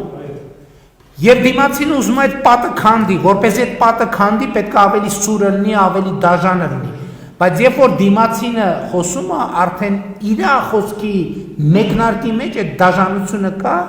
եւ նաեւ սրա պատճառով է պատը շարվում։ Եվ սա էլի ֆունդամենտալ գաղափարախոսական խնդրեմ է։ Ոնց մենք իրար քննադատենք, քննադատությունը երբեք էլ հաճելի չի լինի, դա բացառված է, դա սուտ է, չի կարա, եթե հաճելի է ինքը քննադատություն չի, որովհետեւ այնուամենայնիվ քննադատությունը այն է, որ առնվազն դու ինչ որ բան կամ սխալ ես անում կամ այն չես անում, բայց սա այն մեծ շարժիչներից է, որը մեր մոտ բան է, խփած է այդ մոտորը, եթե շատ կոպիտ ասենք, եւ սա շատ լուրջ ֆունդամենտալ խնդրեմ է եւ կարծում եմ դա էլ շատ լուրջ գաղափարախոսական հարց է։ Իրավագիտակցության մասին հարցը ես էլի գաղափարախոսության տեսակետից էդ էի բանանում։ Երբ որ իրավունքի աղբյուրը դու չես, դու այդ իրավունքի հետ բոլոր ձևերով առնչվելու խնդրեմ ունես։ Այսինքն ինքը քոնը չի, դու իրան գիտակցելու անհրաժեշտություն չունես։ Մեկը գիտես ինքը սուտ է, մեկը գիտես ինքը կեղծ է։ Իրավագիտակցությունը ինչի՞ց է, որովհետև հա մեր իրականության մեջ իրականում համաձայն եմ, շատ սուր է արտահայտվում, դա բոլորիս մեջ է սուր արտահայտվում։ Որովհետև ասենք բաներ է տեղի ունենում, որ չես հասկանում, ինչի է դա տեղի ունենում։ Ոնց ենք մենք վերաբերվում, ընդ որում բոլորս ամենատարբեր շերտերին, ոնց ենք վերաբերվում իրավունքին, կարգին, օրենքին, տրամաբանությանը, հենց այդ է իրավագիտակցությունը։ Իրավագիտակցությունն նաև այն է, որ խնդիրը իրավունքի եւ օրենքի մեխանիզմով լուծելու բան ունենաս, վճռականություն ունենաս, բայց քանի որ դա մեզ հարազատ չի, չենք կարող մենք իր հետ հաշտապրենք։ Եվ այս գաղափարախոսական առումով իհարկե այդպիսի հարց էլ կա ուսման վճարի հետ կապված, Օրինակ ակադեմիական քաղաքի նախագիծը, որի հետ կապված հարց բարձրացվեց, հենց ֆունդամենտալ նպատակներից մեկը դա է, որ մեր ի սկզբանե գաղափարը եղել է այն, որ ակադեմիական քաղաքում Հայաստանի քաղաքացիների համար կրթությունը այն ուսանողների համար, ովքեր առաջադիմության մի շեմից վերև է, այսինքն իրանք ռեալ ուսման մեջ է։ Դա շատ կարևոր բան է։ Ոչ թե բոլորի համար, այլ նրանք, ովքեր ռեալ ուսման մեջ են, որը պետք է չափը, ինքը պետքա բան չունենա, ուսման վարձ պետքա չլինի։ Նպատակներից մեկը ակադեմիական քաղաքի էտա, որ ուսանողը, ով որ ուսման մեջ է, ինքը այդ խնդրեմը չունենա, որ բա ես ուսման վարձս ոնց եմ վճարելու, եւ հիմա այն պահից, երբ որ այդ սկզբունքը որդեգրել եք, օրինակ առնվազն այն դիմումները, որ ինձ գալիս են դրա հետ կապված, ես առաջի հարցը մենակ մի հարց եմ տալիս, իր մոգը ինչքան է, եթե մոգը մի գծից վերև է եւ ստուգում է, որ իրոք խնդիր կա սոցիալական եւ այլն, մենք անպայման ուսման վարձը վճարում ենք, օգնում ենք, որպեսզի ուսանողը չկտրվի կրթությունից։ Այստեղ հարց հնչեց ազգային էլիտաների մասին, ինքը իրականում շատ բարդ հարց է, շատ բարդ հարց է, եւ ես նույնիսկ ասեմ, որ այդ թեմայի, այդ հարցին պատասխանելու համար պետք է էլի մտածել, որովհետեւ ոնց որ ինքնության եւ քաղաքացիության հարցը կա, տենց էլ էլիտայի եւ ինքը ինչի էլիտա է, այս շատ կարևոր բան է, որովհետեւ ինքը պետության էլիտա է, թե արտապետության էլիտա է, որը էլի ես չեմ նսեմացնում, բայց այդտեղ զուտ ինստիտուցիոնալ այդ բանը ճշտելու անհրաժեշտությունը կա, ուզում եմ մենակ դատական համակարգին եւ մշակույթին անդրադառնալ, որովհետեւ այս գաղափարախոսության առումով մշակույթի հետ կապված մի շատ կարևոր բան կա։ Մշակույթը իրական Հայաստանի գաղափարախոսության տեսակետից ինքը ունի շատ պրակտիկ նշանակություն։ Եթե շատ կոնկրետ մի քիչ կոպիտ ձևակերպեմ, մշակույթը մի բան է, որ ինձ պետք է քաջալերի ապրել, որ ինձ պետք է քաջալերի լինել լավատես, որ ինձ պետք է լինի ոգևորի, որ ես հաջորդ օրը ոգևորված արդանանամ, գնամ աշխատանքի եւ իմ աշխատանքը լավ անեմ, եւ մշակույթը պետք է ինձ ոգևորի, որ ես ուրիշ մարդկանց հետ հարաբերություններում լինեմ ավելի քաղաքակիրթ։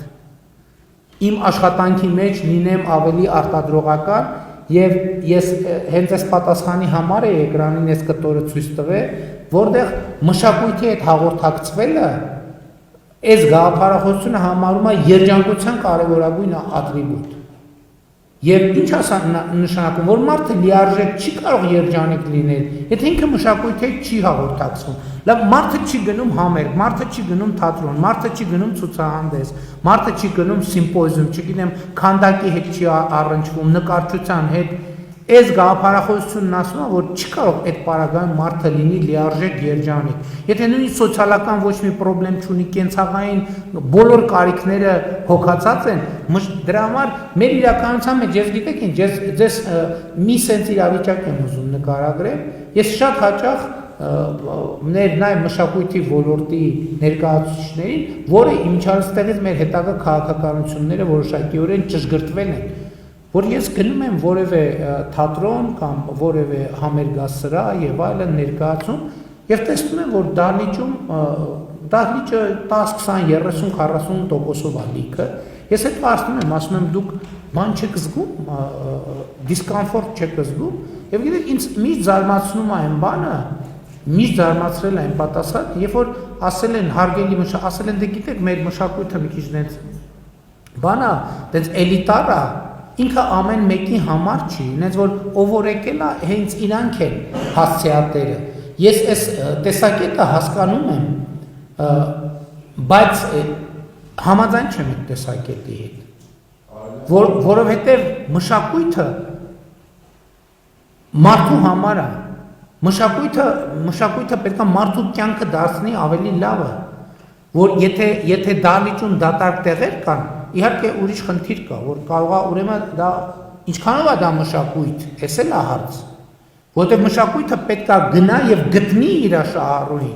Մշակույթը այնքան ուժեղ է, որ ինքը պետք է ինձ վերցնի իմ բազմոցից եւ տանի նստացնի իր բանում, սրահում։ Եվ իմ ընկալած մշակույթը այդպիսին է, ես չեմ ասում, որ դա միանգամից մի գործողությամբ պետք է տեղի ունենա, բայց էլի այ գաղափարախոսական մեր ուղենիշը հետ պետք է լինի։ Դատական համակարգի հետ կապված ըստ էության մեր ամենախոցելի տեղն է։ Ամենախոցելի տեղն է, բայց նաև շատ մեծ քննադատում են դրա համար։ Ընդհանուր նրանով, որ խոսք գնաց նաև գույքերի վերադարձի եւ այլնի մասին, դատական համակարգում, այսպես ասած, կադրային ջարդեր չանելու մասին, բայց միշտ մոռացվում է մի քանի կարևոր հանգամանք։ Օրինակ, որ ասում են թալանչիներին եւ ինչի չենք այս ինչ արել։ Միշտ մոռացվում է մի հանգամանք, որ հեղափոխությունը տեղի ունեցել մի քանի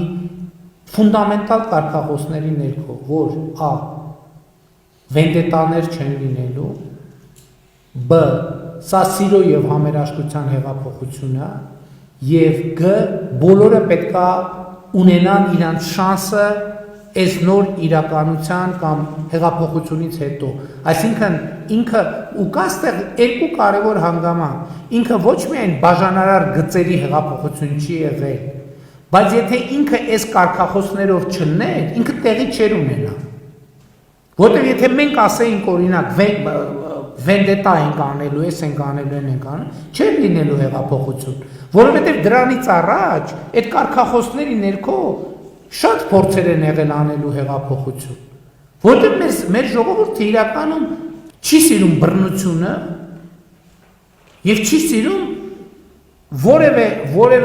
մեր ժողովուրդը սիրում է կարգը։ Ինչ նույնիսկ այն մարդիկ, որ մեզ հիմա բան են անում, հայհոյում են, որ մենք չեն գնացել մտել տներով ունեցվածքները լցրել ճամպրուկների մեջ տարել, մեկը ես չեմ հավատում, որ իրանք սիրում են համաձայնեն բեսպրեդզելին։ Ես դա բացառում եմ։ Կամ կարա մարդիկ պահի տակ ջղայնացած ասեն, բայց մեկը խորքում իրանք չեն սիրում բեսպրեդզելը եւ իրանք ուղղակի ուրիշ բան, իրանք կարող է մտածում են, որ ստեղ կուլիսային պայմանավորվածություններ ա տեղի ունեցել, դրանից ներվայնանում են, դա ուրիշ բան է։ Բայց որ այդ խնդիրները ինչ որ դուք նշում եք, մենք ունենք, ես ասացի, իրոք բարես չգիտեմ կհավատաք թե չեք հավատա, բայց ես այդ մոտավորապես ձեր ասացի նման տեքստեր, փակ քննարկումներում շատ հաճախ եմ ասում եւ երբեմն նույնիսկ ասում եմ, որ ես հասկանում եմ, որ սա այն տեղերից է, որ ես շատ կոնկրետ լուծումներ չեմ պատկերացնում։ Ես անդադ կոչ եմ անում, խնդրում եմ մեր գործընկերներին, ասում եմ մտածեք, առաջարկ տվեք, ինչ անենք, ինչ։ Եվ այդտեղ է որ այո, կան գործընկերներ, որոնք ասում են հանդարտվեք, ասում են հանդարտվեք, սենց արնելու։ Այո, այդ բոլոր խնդիրներով սենց արնելու։ Պետք է բան անենք, պետք է քայլենք, մաղվենք, բայց այդ ընթացքում ինչքան մարդ կհիաստափվի, այդ ընթացքում ինչքան մարդ կտուժի, այդ ընթացքում ինչքան մարդ անարդար հետապնդման կենթարկվի, ինչքան մարդ անարդար կերպով հետապնդման չի ենթարկվի, այս հարվածները, որ մենք պետք է կրենք, ես դա հասկանում եմ։ Եվ այո, եւ դրա համար է, որ ես մեր դատաիրավական համակարգի ներկայացուցիչների հետ խոսալիս միշտ եմ ասում։ Ասում եմ ժողովուրդ, ձեզ չտվա թե ես դատական իշխանության բաներին, գործերին խառնվելու այդ միտումը ունեմ, խառնվողը լեն գլխից այնա դրվածքը դրածեր կգա այդ դրվածքի գլխին կնստեի, կասեի հիմա սենց է։ Պրոբլեմն ուրիշ տեղ, ասում եմ, ոչ Հայաստանի ժողովուրդը շատ քիչ դատավորների անուն գիտի, շատ քիչ դատախազների անուն գիտի, շատ քիչ քննիչների անուն գիտի, բայց այդ բոլորի փոխարեն գիտի իմ անունը տեղը հասցեն։ Եվ մի բանել, եւ ոչ թե մի բանել, այլ հələ գիտի, որ ինքն այնց բերել դրել ստեղ, որ ես այդ հարցերը լուծեմ։ Եթե այդ հարցերը լուծված չեն, իրեն չի հետաքրում, որ դատավոր, դատական անկախություն, իրավունք թե օրենք, ընդհանրապես ոչ մի բան չի հետաքրում, ինքը ասում է դու պետք է ինձ պատասխան տաս։ Իմ հարցը քեզ է եւ դու պետք է պատասխան տաս։ Եվ սա ֆունդամենտալ խնդիր է, որ էլի գաղափարախոսական մակարդակում մենք պետք է բան անենք, որովհետեւ արդարությունը բարեկեցության մաս է։ Չի կարող մարդը երջանիկ լինի, չի կարող մարդը բարեկեցիկ լինի, եթե ինքը համարում է, որ ինքը ապրում է անարդար միջավայրում։ Կարող է նույնիսկ թատրոն գնա եւ ցուցահանդես գնա, կարող է աշխատավարձ ունենա, բայց եթե ինքը իր զգացողությունն ունենա, որ ինքը անարդար եւ ապօրինի միջավայրում է ապրում, ինքը չի կարող լավը զգալ։ Եվ սա ֆունդամենտալ խնդրեմ է, եւ այստեղ մենք գաղափարախոսական մակարդակում պետք է լուծենք։ Եվ կարծում եմ նաեւ նոր սահմանադրությունը այն գործիքներից մեկն է, որով գուցե պետք է մենք ինչ-որ հետևություններ անենք եւ ինչ-որ խորը ինստիտուտ, օրինակ տենց թեմա կա, որ կարող է մեր դատական համակարգում ընտրովի ինչ-որ process-ներ պետք է տեղի ունենան։ Այդ գաղափարներ կա, գիտեք, մեր իրականության մեջ ահա որ մեծ հորետեսություն կա,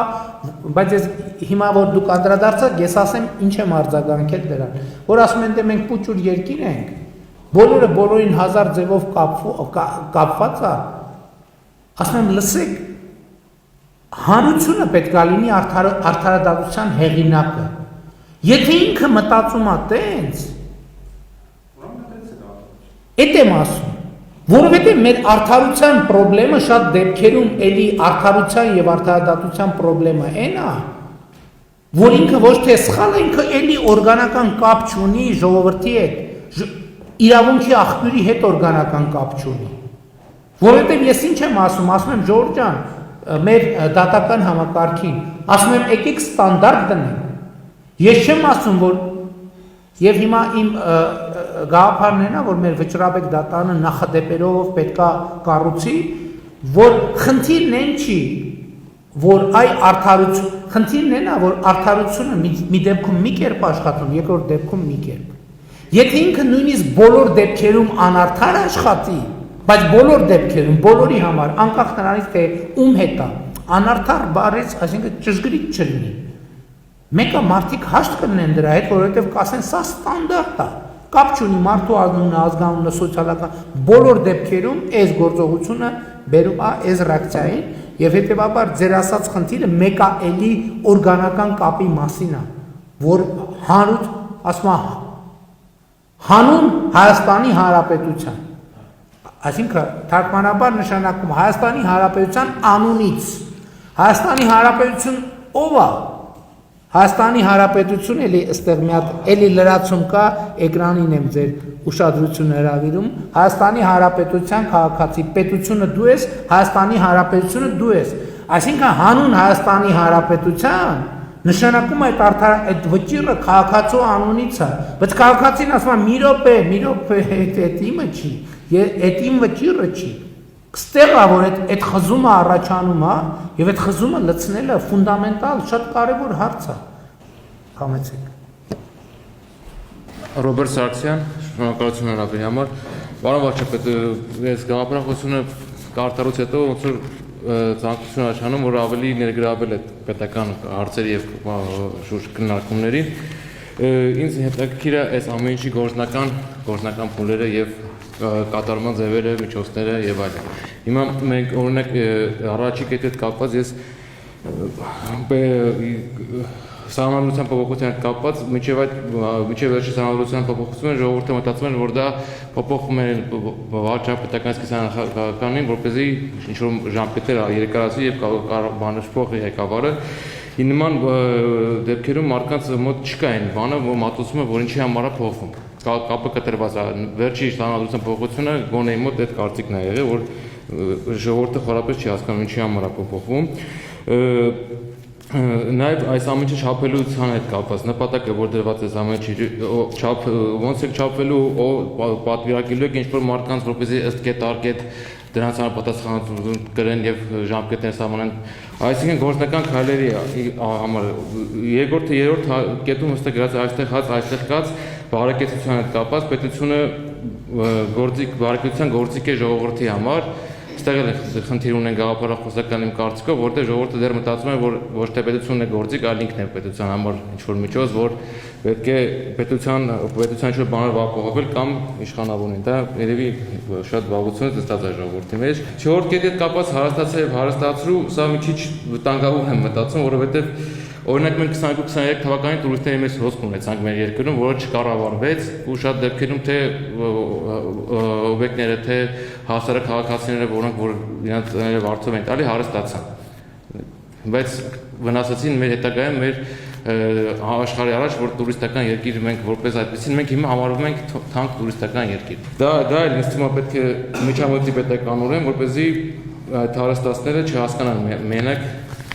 այդ բանին այդ կարճաժամկետ էլի։ Համեցեք։ Ավետիս Վարոսյան, ռազմաարդյունաբերության, ռազմառևտրի ոլորտի գործարար, նորարարական ոլորտի գործարար, հիմնականում կրիպտոարժույթների ոլորտում։ Մի քանի անդրադարձ իրական Հայաստանի գաղափարախոսությանը, այստեղ խոսք գնաց բնավ կասկածի տակ չդնելով հեղինակների կամ համահեղինակների միտումը դրական արդյունք ունենալու։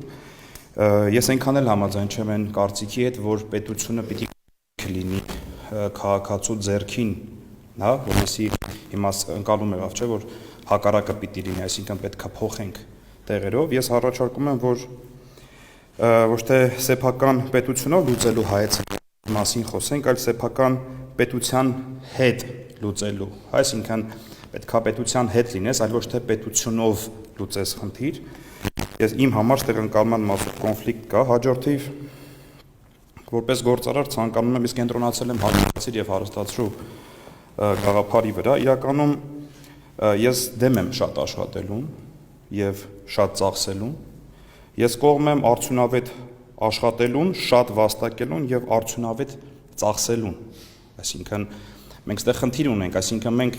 դեռ սովետական կարգից խրախուսվել է շատ աշխատելը, այսինքն շատ աշխատիր, որ շատ ունենաս, բայց վաղուց երևի արդեն մի 50-60 տարի աշխարհում փոխվել է ձևը ու շատ աշխատելը ընդհանրապես հարստանալու հետ կապ չունի։ Առավել եւս շատ ծախսելով միգուցե պետությունը հարստանա, բայց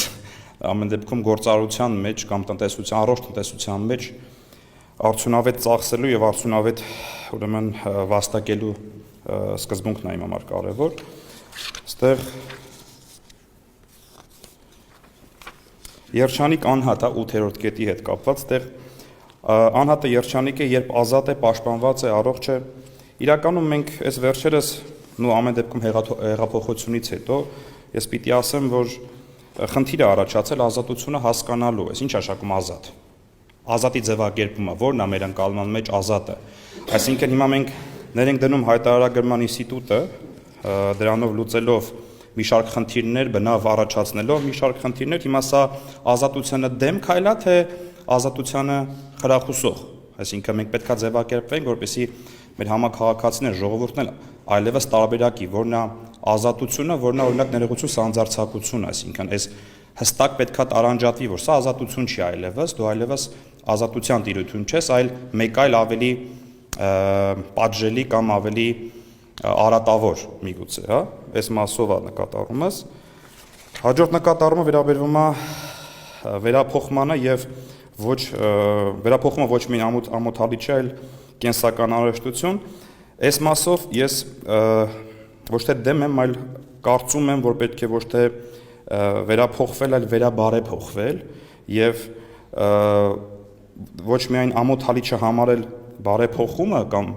վերաբարեփոխվում, այլ նաև սխալվելու ինստիտուտը ներդնել, այսինքն մենք երեք պարոն Հովհաննիսյանի հետ էլ զրուցում ենք, մենք հայերս ու առասարակ մեր մտածելակերպի մեջ սխալվելը ամոթ է, մենք չենք սիրում սխալվել, այսինքն երբ որ մեր սխալի մասին խոսում են, մենք միանգամից այդ պատի կառուցման process-ն է տեղի ունենում, որովհետև նենցա դիմացինը նենց անում է, որ դու պատ կառուցես, այդ չի հարցը, բայց ամեն դեպքում այսօր պետական ապարատն էլ ես բազմաթիվ պետական գնումների մասով առնչվել եմ, մարդիկ վախում են որոշումներ կայացնելուց եւ ես չեմ ասում խրախուսվի դա, բայց պետքա լինի անցնցում խրախուսում նաեւ սխալ որոշումների, որտեղ առանց սխալ որոշումների դու երբեք չես հասնի բեկետ, որին որ ակնկալում ես, այսօր սխալվելը հաջողության տանող միակ սանդուղքն է, որի միջով ուզես թե չուզես պիտի անցնես։ Եվ ներողություն եմ խնդրում, ամենակարևոր թերևս նկատառումներից մեկը դա անկախություն 12-րդ կետը, անկախությունը քչերից կախվածությունը փոխարինելն է շատերից կախվածությամբ։ Ձևակերպելն եմ, ես ճիշտ ասած վերջին հատվածը, ես դեմ եմ կախվածությանը, ես կողմ եմ փոխկախվածությանը, որովհետև եթե մենք գնում ենք այս ճանապարհով, այսինքն Հետևաբար անկախ եղել են կան եւ կլինեն այն պետությունները, որոնք կախված են ոչ թե քչերից, այլ շատերից։ Հետևաբար անկախության ռազմավարությունը քչերից կախվածությունը շատերից կախվածության փոխարինելու ռազմավարությունն էլ վերաձևակերպել եմ շատերից փոխկախվածության փոխարինելու ռազմավարությունն է, որովհետեւ մենք այո, այսօր ամենահեշտ բանը կախված լինելն է։ Եվ համատաբար բարդ բան է անել այնպես, որպեսզի լինես փոխկախված, այսինքն արժեք ներկայացնես այն կողմի նկատմամբ, ումից դու ունես կախում, ու թերևս կախվածություն բառը ընդհանրապես կարելի է դիտարկել բացառապես բացասական երանգով, որտեղ օրինակ երբ որ թմրանյութերից կախվածություն ես ունենում, թմրանյութը քեզնից կախվածություն չի ունենում։ Հա, այսինքն ամեն իմաստով ինքը բացասական տերմին է եւ եթե մենք խոսում ենք ազգերի ինչու՞ չէ նաև պետությունների կախվածության մասին, այսինքն նրանց փոխհամագործակցության մասին, պիտի խոսանք բացառապես փոխկախվածության գույների ներքո։ Այսքանը շնորհակալություն։ Շնորհակալություն, Արշակ Սարգսյան, կառավարման փորձագետ, աշխատում եմ վարկային կազմակերպությունում որպես ներքին հսկողության եւ որակի գնահատման գլխավոր մասնագետ։ Պարոն վարչապետ, շնորհակալություն այս ընձեռված հնարավորության համար։ Առիթից օգտվելով կուզենայի իմ ընտանիքի եւ իմ ընկերների անունից իրենց ողջույնները եւ շնորհակալությունը ձեզ փոխանցել եւ զորակցությունը, որ այս փոթորկոտ ժամանակահատվածում դուք պետության ղեկը պինդ պահում եք եւ դիմագրավում եք շատ մարտահրավերների, ինչպես նաև 3 չառաջորը նշեցիք, նաև աննկուն կերպով ժողովրդի տրված իշխանության տեղապահության գործառույթն եք իրականացնում, վստահեցնում եմ, որ շատ մարդիկ թեկուզ չբարձրաձայնեն, բայց դա գիտակցում են եւ իրապես անկեղծորեն շնորհակալ են ձեզ դրա համար։ Անդրադառնալով իրական Հայաստանի գաղափարախոսությանը,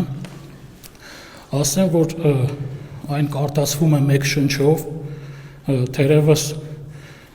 բավականին հարամատչելի շարադրված է եւ իմ աշխատանքի բերումով ես 2008 թվականից միկրովարկավորման ոլորտում եմ աշխատում եւ գործի բերումով շատ եմ ճամփորդում ամբողջ Հայաստանով եւ ավելի քան 15000 հայի տուն ես մտել եմ տարբեր աշխատանքային պարտականություններ կատարելու համար, վարկունակության վերլուծություններ, իսկ վերջին տարիներին նաև հսկողություն եւ որակի գնահատում, կազմակերպության ներքին կարիքներից ելնելով։ Ես համարձակվում եմ չհամաձայնվել հնչած մի շարք կարծիքների հետ, որ ժողովուրդը դեմ է այս օրակարգին եւ շատ դրական կերպով են արտահայտվում ձեր առաջ քաշած գաղափարներին, ընդհանուր սահմանադրական փոփոխությանը, սահմանագծմանը, սահմանազատմանը, իրական Հայաստանի գաղափարախոսությունը առողջ եւ կենսունակ պետություն կերտելու գաղափարախոսությունը, որի դեմ պայքարում է հակապետությունը։ Հակապետությունը դա վատ կրթությունն է, հակապետությունը քրեական եթամշակույթն է եւ պաթոսային ողորմելի հայրենասիրությունը, որը հիմա մոդայիկ է։ Ավելի կոնկրետ առաջարկներ ես առարկայական կարող եմ ներկայացնել, եթե նպատակարար գտնեք այլ ձևաչափով ես կիսվեմ իմ առաջարկներով, կարճ ձևակերպեմ գաղափարը, բայց առարկայական եթե կարիք լինի կբացեմ։ Պիտի իրական Հայաստանի գաղափարախոսության խթանումը եւ դրա կրումը հնարավորինս նորաձև եւ չակերտավոր ձեռնտու դարձնել մեր հանրության համար, որովհետեւ մարդիկ պիտի տեսնեն, որ իրական Հայաստանի գաղափարախոսության կրողը ոչ թե դավաճան է համարվում, այլ ինքը ունի նշանակալի ձեռքբերումներ եւ առաջընթաց եւ թե բարոյական, թե մնացած առումներով։ Շնորհակալություն։ Մատիկյան Էրնեստ, իրավաբան, արհեստական բանականության ինժեներիա, տեղեկատվական տեխնոլոգիաներ ընդհանուր։ Ես այդտեղ գալուց պարոն վարչապետ մի քիչ մտահոգված էի, թե ինչ հարցեր են քննարկելու։ Հիմնականում սուբյեկտիվ հարցեր քննարկվեցին, մարդիկ իրենց անձնական փորձով կիսվեցին, որը բացասական է հիմնականում։ Ինչ որ առաջարկներ էլ հնչեցվեցին, լուծումներ, Ես ուզում եմ հարցնեմ, ինչ կոնկրետ գործողություններ պետք է լինեն, այսինքն կրկնվում եմ այդ հարցը էլի հնչեցրեցին, ինչ կոնկրետ գործողություններ կան իմպլեմենտացիայի համար միգուցե այս ամեն ինչը գաղափարախոսության համար ու ուզում էի հավելեի մեր գործընկերոջ ասածը, որ այդ ռիսկերի պատասխանատվության խուսափումը, ինչը որ ասում են վախենում են մարդիկ պատասխանատվություն վերցնեն, հիմնականում նրա հետ է կապված, որ անհայտը միշտ էլ բացասական է, այսինքն ինչը որ մարդիկ չգիտեն, մարդիկ դրանից մաքսիմալ խուսափում են, որովհետև դա վախենալու է առնվազն։ Ինձ թվում է, ինչը վերաբերում է սահմանադրության փոփոխմանը եւ այլն, ավելի հեշտ կլինի, որ ժողովրդին այդ ամեն ինչը պրոստը բացատրեն մարդիկ, դա լինի հասանելի։ Իսկ ինչը վերաբերում է այս մեր հավաքույթին, կխնդրեմ պարզաբանեք ինչ կոնկրետ գործողություններ պետք է արվեն, ու այդ գործողությունները մեզնից են ակնկալվում, թե սա քննարկում է ուղղակի։ Շնորհակալություն։ Բարև ձեզ, Վազգեն Կարապետյան։ Պարոն վարչապետ, կցանկանայի անդրադառնալ նաև մի փոքր տնտեսական սեգմենտին վերաբերող հարցերին։ 2022 թվականին Հայաստանի Հանրապետությունում ընդունվեց անկանխիկի մասին օրենքը, ինչը ենթադրում է, որ յուրաքանչյուր տնտեսվարող պարտավոր է ապահովել անկանխիկ վճարումներ սպասարկելու հնարավորությունը։ Սա դրական ազդեցություն ունեցավ հարկային տեսանկյունից, զգալիորեն կրճատեց ստվերը։ Հետևյալ առաջարկն ունեմ եւս մի քայլ առաջ գնալ եւ ներդնել վիրտուալ ՀԴՄ-ի գաղափարը, ինչը իրենից է ներկայացնում, այսինքն հասարակատնտեսվարողը կարող է իր սմարթֆոնի միջոցով, ունենալով PEC հավելվածը, գեներացնել ՀԴՄ կտրոն եւ իր ամբողջ հարկային հարցերը լուծել այդ հավելվածի միջոցով։ Գաղտնիք չէ, բանկային ոլորտում արդեն իսկ կան ծրագրեր, որ հավելվածի միջոցով հավելվածը սմարթֆոնում դարձնում է լիարժեք post-terminal անկախին վճարումներ ընդունելու։ Սա մի շարք հարցեր կլուծի նաև վիրտուալ ՀԴՄ-ի գաղափարը, այսինքն տնտեսվարողը ներկայումս ստիպված է եւ ստիպված է լինելու անընդհատ փոխել իր ՀԴՄ սարքերը անվտանգության ստանդարտները լրանալու պարագայում։ Եվ այս պարագայում այդ խնդիրը չի առաջանա, հավելվածի միջոցով տնտեսվարողը կարող է այդ ամեն ինչը կառավարել։ Հետևյալն է առաջարկս, այդ առաջարկով ինքս ներկայացնում բանկային համակարգը, բազմաթիվ PEC-ին եւ այլն դիմել ենք, սակայն զրո արձագանք մեր մյուս ներկաներից, որ նշեցին, այդ feedback-ը չկա, իրոք այդպես է, բազմաթիվ անգամներ դիմել ենք, լավ արձագանք չկա։ Ճիշտ ասած, այլ հարցեր էի ուզում հղել, սակայն հաջորդ հանդիպման երևի ֆորմատով դա կհղեմ, այս պահին այսքան առաջարկս դեր, շնորհակալություն։ Արման Ասատրյան, նախ շնորհակալություն նման մտերմիկ զրույցի համար։ Մեծամտություն չլինի, ես ինձ համարում եմ պետության, պետականության մասին լուրջ ընկալումներ ունեցող քաղաքացի։ Պարոն վարչապետ, կարծում եմ դուք մեր պատմությանը շատ լավ գիտեք, համոզված եմ դրանում, մեր ժողովուրդը վերջին 100, 200 եւ անվար հասարակ ընդհանրապես այնպիսի ժամանակների մեջով է անցել, որ գիտեք սովետական միություն, որտեղ մենք պետություն չենք ունեցել, կայսրության ինչ-որ մաս ենք եղել, հետո փլուզումից հետո եկավ 2-3 տասնամյակ, որտեղ թվում է պետություն ունեինք, անկախություն, բայց դա այդ ամեն ինչը թվացial էր։ Եվ մեր հասարակությունը այնպիսի ժամանակներում էր ապրում, որտեղ ֆիլմեր էին նկարվում, օրինակ 90-ական 2000-ականներին, մեր բակը 1, մեր բակը 2, որտեղ ինժեները ստորադասվում էր եւ ինժեներ բալա էին նրան անվանում, այդպիսի ժամանակներ էինք մենք ապրում։ Ու հիմա խոսել չեմ ուզում մեր հասարակության կամ ժողովրդի մասին դեգրադացված բառն օգտագործեմ, բայց այլ բառ ուղղակի օգտագործել չեմ կարող։ Ու խոսել այսօր իրական Հայաստանի մասին, որի վերնագիրը հենց պետությունն ու պետականությունն է, որը շատ հոգեհարազատ է ինձ, մի քիչ կարծում եմ դժվար է, կամ ինչպես պետք է խոսենք, երբ այդ հասարակության մի ստվար զանգված դեռևս մտածում է, որ միթե լավ չէր այն ժամանակ, երբ որ մեքենա վարելուց կարելի էր արփած վարել, գայշնիկի գրպանը 10,000 դրամ դնել ու նորից քշել գնալ։ Իհարկե կարելի է ինչ որ կետից սկսել, երևի հենց այդ կետը հիմա է, ուրեմն հարցս ինչպես պետք է այսպիսի հասարակության մեջ իրական Հայաստանի այդ գաղափարախոսությունը ոչ թե սրսկել, այլ ուղղակի զրուցել հասարակության հետ։ Եվ երկրորդ, ես իրապես կարծում եմ, որ մենք իսկապես ժողովրդավարական երկրում ենք այսօր ապրում, կամ ավելի շատ ժողովրդական եւ ոչ ժողովրդական, ավելի շատ հակված եմ ժողովրդավարականին։ Կան այսօր այնպիսի համակարգ կամ ինստիտուցիոնալ այնպիսի համակարգ, որ ընտրություններով, ասենք, չկարեն այնպիսի թիմ, քաղաքական թիմ գա ընտրության, իշխանության, որը ուղղակի պետության հիմքերը կարենա քանդի։ Պարոն վարչապետ, շատ կարճ ձեր ասած իրական Հայաստանի եւ պետականության սիմվոլների տեսանկյունից, տեսեք, սա իմ միտքը չի, իմ ընկերների միտքն է, մեր դրամանիշների վրա չկա պետության սիմվոլիկայի արտահայտություն։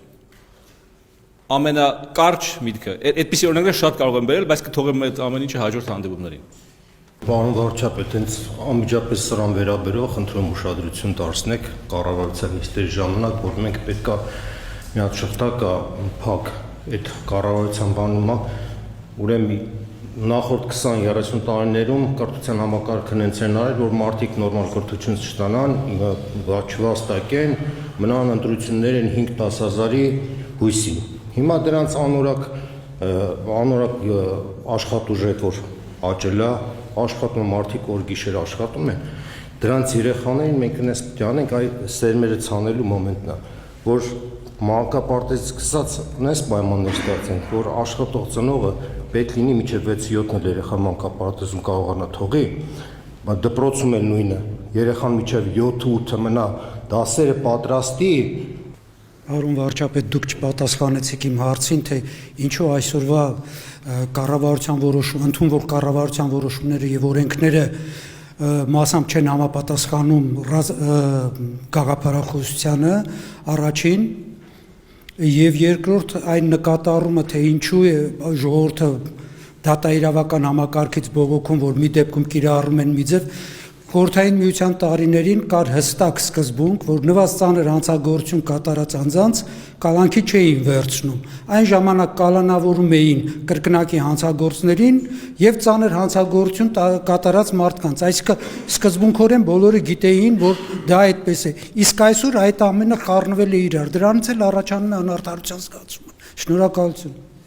Հարցը չէ ազատությունը ինչ է։ Ազատությունը ինչ է։ Համաձայն եմ, ձեր օրինակը կա, բայց մեր մոտ մենք ֆունդամենտալ ոնց որ քննադատության մասին ենք խոսում, մեր մոտ կան տաբու մտքեր, ցանկացած հասարակության մեջ կան տաբու մտքեր, բայց ոնց որ թե մեր մոտ այդ տաբու մտքերը շատ են։ Ազատությունը գուցե նաև այն է, որը քննադատության նման, որ մտավախություն չլինի, այս միտքը ասեմ, թե չասեմ։ Սա շատ ֆունդամենտալ կարևոր պրոբլեմ է, կա, որովհետև կա բան, ու իմիջայլոց, այստեղ էլիտաների ձեր հարցը շատ էական նշանակություն ունի։ Մեր իրականության մեջ կա մտածողության երկու բանաձևեր եւ երկու ֆորմուլաներ։ Եվ իրանք շատ խստորեն իրար հակասում են եւ ձեր ասածը դրա վկայությունն է։ Մեր մոտ կան մտածողության բանաձևեր, որ էլիտաների կողմից է ձևակերպված, եւ կան մտածողության բանաձևեր, որ ժողովրդի կողմից է ձևակերպված։ Եվ շատ հաճախ իրանք սենց իրար հետ բախման մեջ են մտնում, որը իմիջայլոց արտահայտվում է նաեւ մշակույթում։ Ես ձեզ հիմա հարց հնչեց մենք ինչ պետք է անենք եւ այլն, ես օրինակ միջև այս գաղափարախոսությունը նախագիծը ձևակերպելը, ես անդադ հարց եմ տալիս, ասում եմ իրական Հայաստանի մշակույթը, որն է իրական Հայաստանի մշակույթը, եւ ես ինչ կապ ունի մշակույթը, թվում է թե շատ խառը բաների մասին եմ խոսում։ Ես գնում եմ համերգասրահներ, եւ ես համերգասրահից գնում եմ նաեւ միջոցառումներ, հարսանիք եւ այլն, ինչպես բոլորս։ Եվ ամեն անգամ իմ մոտ հարց է ծագում. ինչ են մեր բեմերում ուրիշ կերպարում, մեր հարսանիքներում ուրիշ կերպարում։ Մեր պատասխանը այն է, որովհետև այն ռաբիզա չկրթվածա, էսա, այնա, բայց ես կոնֆլիկտ ունեմ այս բացատրության հետ։ Ուստեղ սա ինչ-որ ձևով մշակույթի մակարդակում արտահայտված բան է, որ մենք կարող է պրոբլեմ ունենք, երբ որ ժողովրդին ասում ենք ժողովուրդ, այս սա է քո մշակույթը։ Բայց այն մշակույթը, որ մենք ուզում ենք ժողովրդին տանք,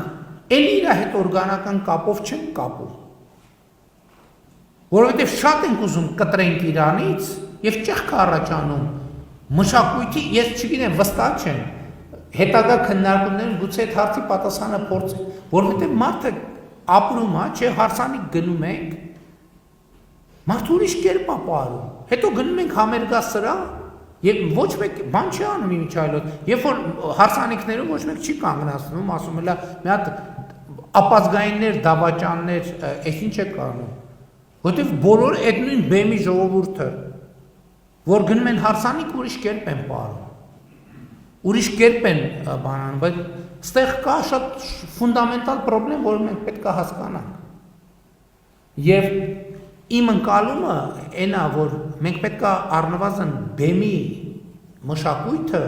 եւ կյանքի մշակույթը իրար հետ առնվազն պետք է օրգանական կապ ունենան, որովհետեւ բեմի կարծիքը ինչ կապ ունի, իմ ասածը ձեր, որովհետեւ մենք այդտեղ էլ խնդիր ունենք, երբ որ մենք բեմ ենք բարձանում, ուրիշ կարծիք ենք արտահայտում, երբ որ մենք բեմից իջնում ենք, ով սուրճ ենք խմում իրար հետ, այնտեղ ասում ենք, հա, լավ դե, ու դա արտահայտվում է, հասկանում ենք, դա կապ չունի, դու ով ես, մեկա, դու վարչապետ ես, քաղաքացի ես, նախարար, մեկա, դա քո մեջ արտահայտվում է, որտեղ դու հանրության ծնունդն ես դու։ Դու չես կարող լրիվ լինես ուրիշ կտրվածքի մարդ։ Եւ այդ ձեր ասածը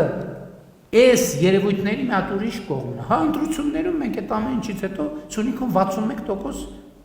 հիմա թիվը կարող է խառնել, բայց հաղթեցինք։ Եվ դա ինչի մասին հավաքական։ Սրանք պատասխաններ չեն, սրանք հարցեր են, որոնց պատասխանները դեռ պետք է մենք գտնենք եւ այս գաղափարախոսության պրակտիկ նշանակությունը շատ հարց են, չէ՞, պրակտիկ նշանակությունը ո՞րն է։ Ամենակարևոր պրակտիկ նշանակություններից մեկն է, որ մենք պետք է մեր մասին խոսանք։ Մենք պետք է մեր մասին խոսանք։ Ես արձանագրում եմ, որ մենք դուք ասիք 15000 տուն եք մտել, ընտանիք եք մտել, դա շատ մեծ ռեսուրս է։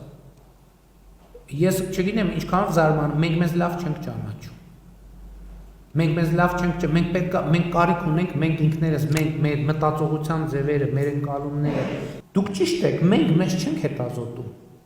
Մենք մեզ չենք հետազոտում, որովհետև ոնց մենք մեզ ինչ հետազոտենք, ինչ մենք մեզ չգիտենք։ Դա այն չի, որ մենք մեզ չգիտենք, բայց մենք մեզ հետազոտելու կարիք ունենք։ Ոնց որ մենք մեր լեզուն գիտենք, չէ՞։ Մենք մեր լեզուն գիտենք։ Բայց մեր լեզվաբանությունը գիտությունն է, որը շարունակում է միջև մի հրատապ եւ անընդհատ հրատապ է բնալու։ Այն որ մենք ասում ենք հայոց լեզուն պետք է ուսումնասիրենք եւ այն նշանակում է, որ մենք մեր լեզուն չգիտենք, մեր լեզուն չենք ճանաչում, բայց ինքը նրբություններ ունի, շերտեր ունի, ինքը զարգանում է, ինքը փոխվում է։ Տեսեք գրաբար միջին հայերեն, այսօրվա հայերենը եւ ինքը մեկա գրական հայերենը փոխվում է անընդհատ։ Մենք էլ ենք փոխվում։ Մեզ ճանաչել նշանակում է մեր փոփոխությունները, դրա պատճառները, նրա տեքստերն ու ենթատեքստերը կարողանալ հասկանալ։ Ես գաղափարախոսության պրակտիկ իմաստը հենց դրա մեջ է։ Շատ կարևոր հարցեր հնչեց այդ արդյունավետ շատ աշխատելու բանի համար։ Տեքստում այդ հակասությունը իրականում կա, որովհետև էդ էլ ոնց որ դուք ասում եք ազատություն պետք է հասկանալ, ինչ է նշանակում, շատն էլ է պետք հասկանալ ինչ է նշանակում, որովհետև շատ հենց տեքստում կա, որովհետև ասում է, եթե շատ աշխատանքը արդյունք չի բերում, ուրեմն արդյունավետ չի այդ աշխատանքը։ Շատն էլ պետք է ուրիշ բառ, ես համաձայն եմ, որ շատը այդ էլի չարչարվելու տրամաբանության մեջ է, բայց իր նպատակը հենց դա է։ Եվ ստեղ հասկացություններ կան, որ շատ ծախսել արդյունավետ ծախսել։ Իրականում շատը այս տեքստի մեջ իր ամբողջ նպատակը ապահովել տրանսֆորմացիան շատից մինչև արդյունավետ։ Բայց եւ հիմնական խնդիրը այն է, որ գաղափարաբանությունը, որ բարեկեցություն ստեղծելու ձևը աշխատանքն է։ Ես անդադ այդ օրինակն եմ բերում եւ առաջիկայում առիթ կունենամ ասելու այս նույն նամակագրության մեջ ես ինձ համար վիճակագրությունն է։ Օրինակ քաղաքացիներ կան, որ գրում են, ասում են, վայ, մենք խնդրեմ ունենք եւ այլն, խնդրում ենք օգնեք, աջակցեք։ Հիմնականում, ասենք, նույն ֆինանսական աջակցության հետ կապված եւ համոզված եմ դուք էլ տենց իրավիճակների հետ առնչվում եք, մարդուն ուղղակի ֆինանսական աջակցել, այդ նշանակում է հետո նորից նույն անընդհատ չէ, բայց չի լուծում այդ հարցը։ Ես վերջին ասուլիսում էլ ասի, որ լրագրողը հարց տվեց, տենց երանգ կար, որ մարդը հաց չունի, որ մարդի հաց Այդ եմ ասում, պետք է մարդու խնդիրը չենք լուծում, եւ դա մի ցիկլի մեջ ենք գցում, այ իրականում ազատություն է, տելա, իրան մենք զրկում ենք ազատությունից, եւ ստեղ էլի լուծում մեկակրթությունն է, որ իրան օժտես հնարավորությամբ, որ ինքը վաստակի, ընդ որում այդ բանաձևերը կա։ Տեսեք, դուք շատ կարևոր բան ասացիք, մենք հիմա որ այս դպրոցները կառուցում ենք, չէ՞։ Ես բոլոր տեղերում որ գնում եմ մեր տնօրեններին եւ նախարարությանն էլ ասում եմ դպրոցի դռները չփակեք։ Այն կուլտուրան, որ դասը ավարտվեց, երեխեն պետքա գնա տուն, այս շենքերը դրա համար չեն։ Այդ շենքերը նրա համար են, որ երեխեքը տուն գնան քնելու համար։ Իրանք պետք է առավոտը գան, դաս անեն, խաղան, սնվեն, վազեն, ստեղծագործեն։ Մենք դպրոցներում խնդրում եմ, ով որ չի գնացել, ասենք օրինակ մոտիկ տեղը փոքր Վեդի գյուղի դպրոցը։ Հսկայական բեմ, հսկայական դահլիճով, հսկայական մարզասրահով, այո, դա հենց դա նաև դրա համար է, որ երեխայի համար ապրելու ուրիշ դպրոցը մենակ սովորելու համար չի, դպրոցը նաև ապրելու համար է, դպրոցը ես դրա համար եմ ասում, որ դպրոցը ապրել սովորելու համար է։ Եվ սա էլ գաղափարախոսական հարց է, որ կրթություն, այո, կրթությունը, դա ամեն ինչից անդին կրթությունն է։ Ամեն դեպքում շնորհակալ եմ շատ եւ ուզում եմ իմ գոհունակությունը հայտնել, որ այսօրվա մեր հանդիպումը կայացավ։ Լավ եղեք, առաջ։